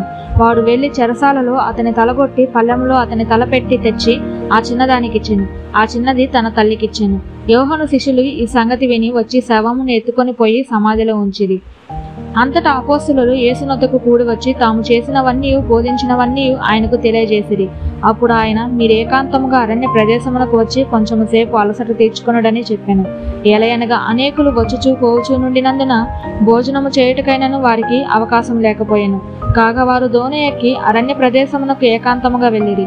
వారు వెలుచుండగా జనులు చూచి అనేకులు ఆయనను గుర్తెరిగి సకల పట్టణముల నుండి అక్కడికి కాలినడకన పరిగెత్తి వారికంటే ముందుగా వచ్చిరి. కనుక యేసు వచ్చి ఆ గొప్ప జనసమూహమును చూచి వారు కాపరి లేని గొర్రెల వలె ఉన్నందున వారి మీద కనికరపడి వారికి అనేక సంగతులను బోధింపసాగాను. చాలా పొద్దుపోయిన తరువాత ఆయన శిష్యులు ఆయన యొద్దకు వచ్చి, ఇది అరణ్య ప్రదేశము, ఇప్పుడు చాలా పొద్దుపోయినది. చుట్టుపట్ల ప్రదేశములకును గ్రామములకును వారు వెళ్లి భోజనమునకేమైనా కొనుక్కొనుటకు వారిని పంపివేయమని చెప్పిరి.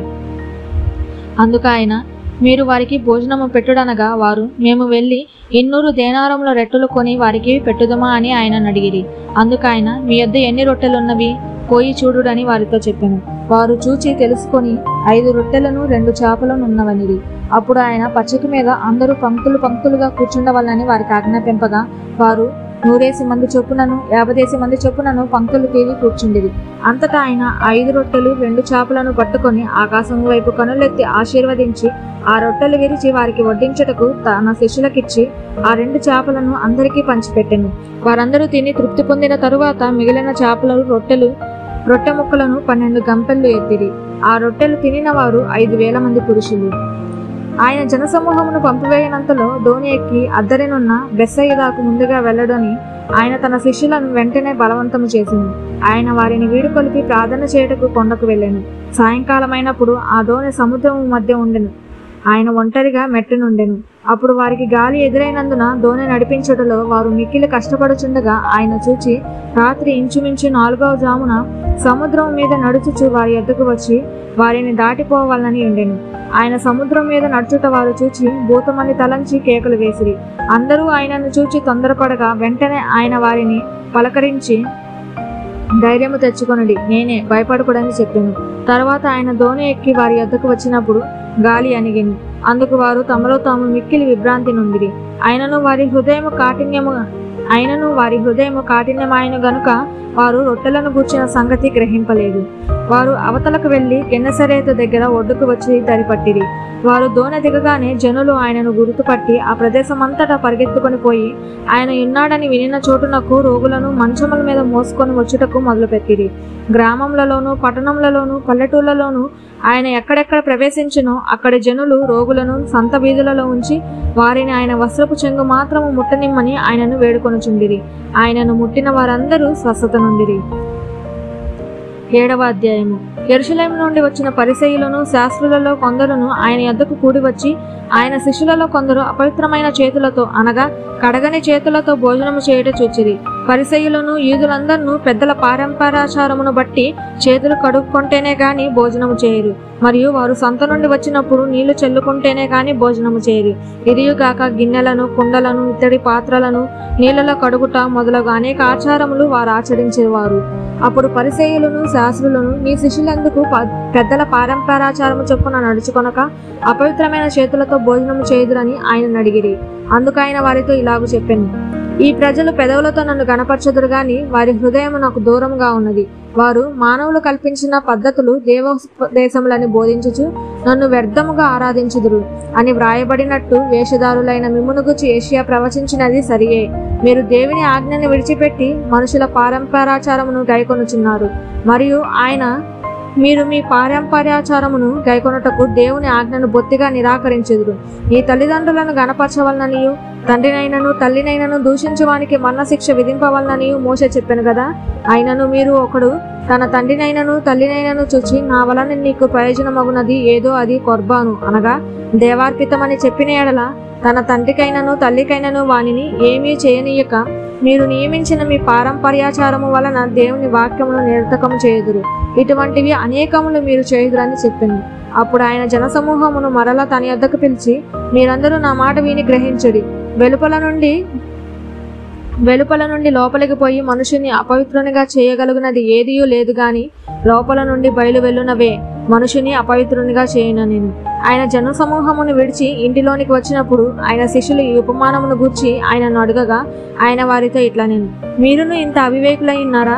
వెలుపల నుండి మనుషుని లోపలకు పోవునదేదియు వాని అపవిత్రునిగా చేయజాలదని మీరు గ్రహింపకున్నారా? అది వాని హృదయంలో ప్రవేశింపక కడుపులోనే ప్రవేశించి బహిర్భూమిలో విడవబడును. ఇట్లు అది భోజన పదార్థములన్నిటినీ పవిత్రపరచును. మనుషుని లోపల నుండి బయలు వెళ్ళునది మనుషుని అపవిత్రపరచును.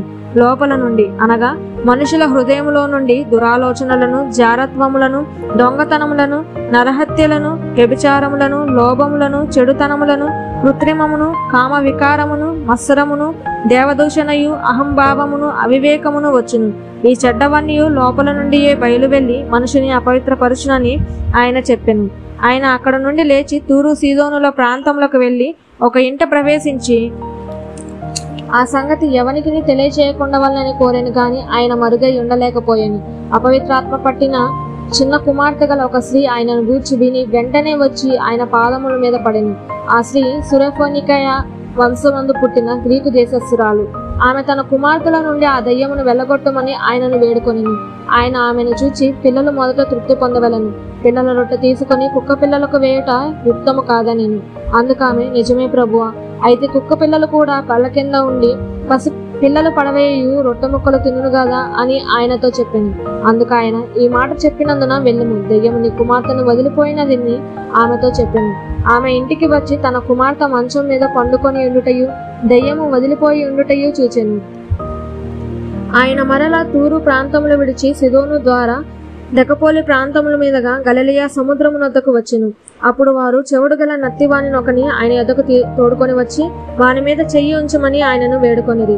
జనసమూహముల నుండి ఆయన వానిని ఏకాంతమునకు తోడుకొని పోయి వాని చెవులలో తన వేళ్లు పెట్టి ఉమ్మివేసి వాని నాలుక ముట్టి ఆకాశం వైపు కనులెత్తి నిట్టూర్పు విడిచి ఎఫాతా అని వానితో చెప్పెను. ఆ మాటకు తెరవబడమని అర్థము. అంతటా వాని చెవులు తెరవబడెను. వాని నాలుక నరము సడలి వాడు తేటగా మాటలాడుచుండెను. అప్పుడు ఆయన, ఇది ఎవరితోనూ చెప్పవద్దని వారికి ఆజ్ఞాపించెను. అయితే ఆయన చెప్పవద్దని వారికి ఆజ్ఞాపించిన కొలది వారు మరి ఎక్కువగా దానిని ప్రసిద్ధి చేయుచు, ఈయన సమస్తమును బగుగా చేసి ఉన్నాడు, చెవిటి వారు వినున్నట్లుగాను మూగవారు మాట్లాడునట్లుగాను చేయుచున్నాడని చెప్పుకొని అపరిమితముగా ఆశ్చర్యపడిరి. 8వ అధ్యాయము. ఆ దినములలో మరి ఒకసారి బహుజనులు కూడిరాగా వారికి తిననేమీ లేనందున యేసు తన శిష్యులను తన యొద్దకు పిలిచి, జనులు నేటికి 3 దినముల నుండి నా యొద్దనున్నారు. వారికి తిననేమీ లేనందున నేను వారి మీద కనికరపడుచున్నాను. నేను వారిని ఉపవాసముతో తమ ఇండ్లకు పంపివేసిన యెడల మార్గంలో మూర్చిపోదురు. వారిలో కొందరు దూరం నుండి వచ్చి ఉన్నారని వారితో చెప్పాను. అందుకైన శిష్యులు, ఈ అరణ్య ప్రదేశంలో ఒకడెక్కడ నుండి రొట్టెలు తెచ్చి వీరిని తృప్తిపరచగలడని ఆయనను అడిగిరి. ఆయన, మీ యొద్ద ఎన్ని రొట్టెలున్నవని వారిని అడగగా వారు 7 అనిరి. అప్పుడు ఆయన నేల మీద కూర్చుండుడని జనులకు ఆజ్ఞాపించి ఆ 7 రొట్టెలు పట్టుకొని కృతజ్ఞతాస్తుతులు చెల్లించి విరిచి వడ్డించుటకై తన శిష్యులకిచ్చెను. వారు జనసమూహమునకు వడ్డించిరి. కొన్ని చిన్న చేపలు కూడా వారి యొద్దనుండగా ఆయన ఆశీర్వదించి వాటిని కూడా వడ్డించుడని చెప్పెను. వారు భోజనం చేసి తృప్తి పొందిన మీదట మిగిలిన ముక్కలు 7 గంపల నిండా ఎత్తిరి. భోజనము చేసిన వారు ఇంచుమించు 4,000 మంది. వారిని పంపివేసిన వెంటనే ఆయన తన శిష్యులతో కూడా దోణి ఎక్కి దల్మనూత ప్రాంతములకు వచ్చెను. అంతటా పరిసయ్యులు వచ్చి ఆయనను శోధించుచు ఆకాశం నుండి ఒక సూచక క్రియను తమకు చూపమని ఆయనను అడిగి ఆయనతో తర్కింపసాగిరి. ఆయన ఆత్మీయందు పెద్ద నిట్టూర్పు విడిచి, ఈ తరము వారు ఎందుకు సూచక క్రియను అడుగుచున్నారు? ఈ తరమునకు ఏ సూచక క్రియను అనుగ్రహింపబడదని నిశ్చయంగా మీతో చెప్పుచున్నానని చెప్పి వారిని విడిచి మరలా దోణి ఎక్కి అద్దరికి పోయాను. వారు తినుటకు రొట్టెలు తెచ్చుటకు మరిచిరి. దోణిలో వారి యొద్ద ఒక రొట్టె తప్ప మరేమీ లేకపోయాను. ఆయన చూచుకొనుడి, పరిసయ్యుల పులిసిన పిండిని గూర్చియు హేరోదు పులిసిన పిండిని గూర్చియు జాగ్రత్త పడురని వారిని హెచ్చరింపగా వారు తమ యొద్ద రొట్టెలు లేవే అని తమలో తాము ఆలోచించుకునిరి. యేసు అది ఎరిగి, మన యొద్ద రొట్టెలు లేవే అని మీరెందుకు ఆలోచించుకొంచున్నారు? మీరింకను గ్రహింపలేదా? వివేచింపలేదా? మీరు కఠిన హృదయం గలవారై ఉన్నారా? మీరు కన్నులుండి చూడరా, చెవులుండి వినరా, జ్ఞాపకము చేసుకొనరా?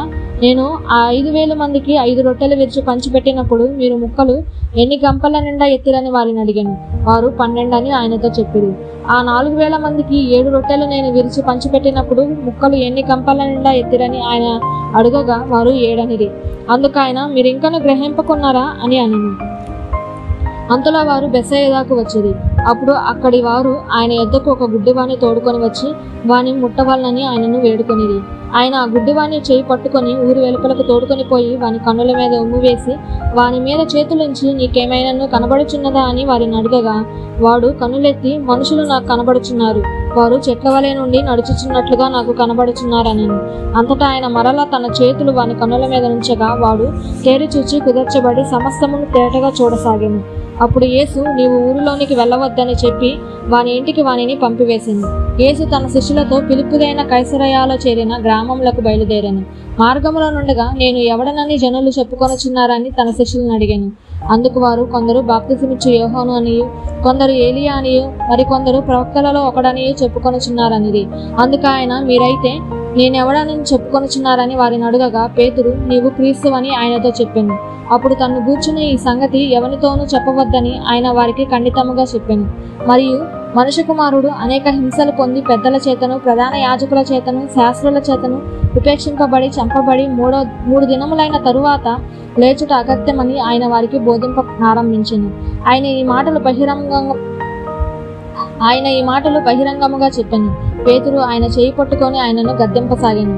అందుకైన తన శిష్యుల వైపు తిరిగి వారిని చూచి, సాతానా, నా వెనకకు పొమ్ము, నీవు మనుషుల సంగతులను మనస్కరించుచున్నావు గాని దేవుని సంగతులను మనస్కరింపకున్నావని పేతురును గద్దెంచింది.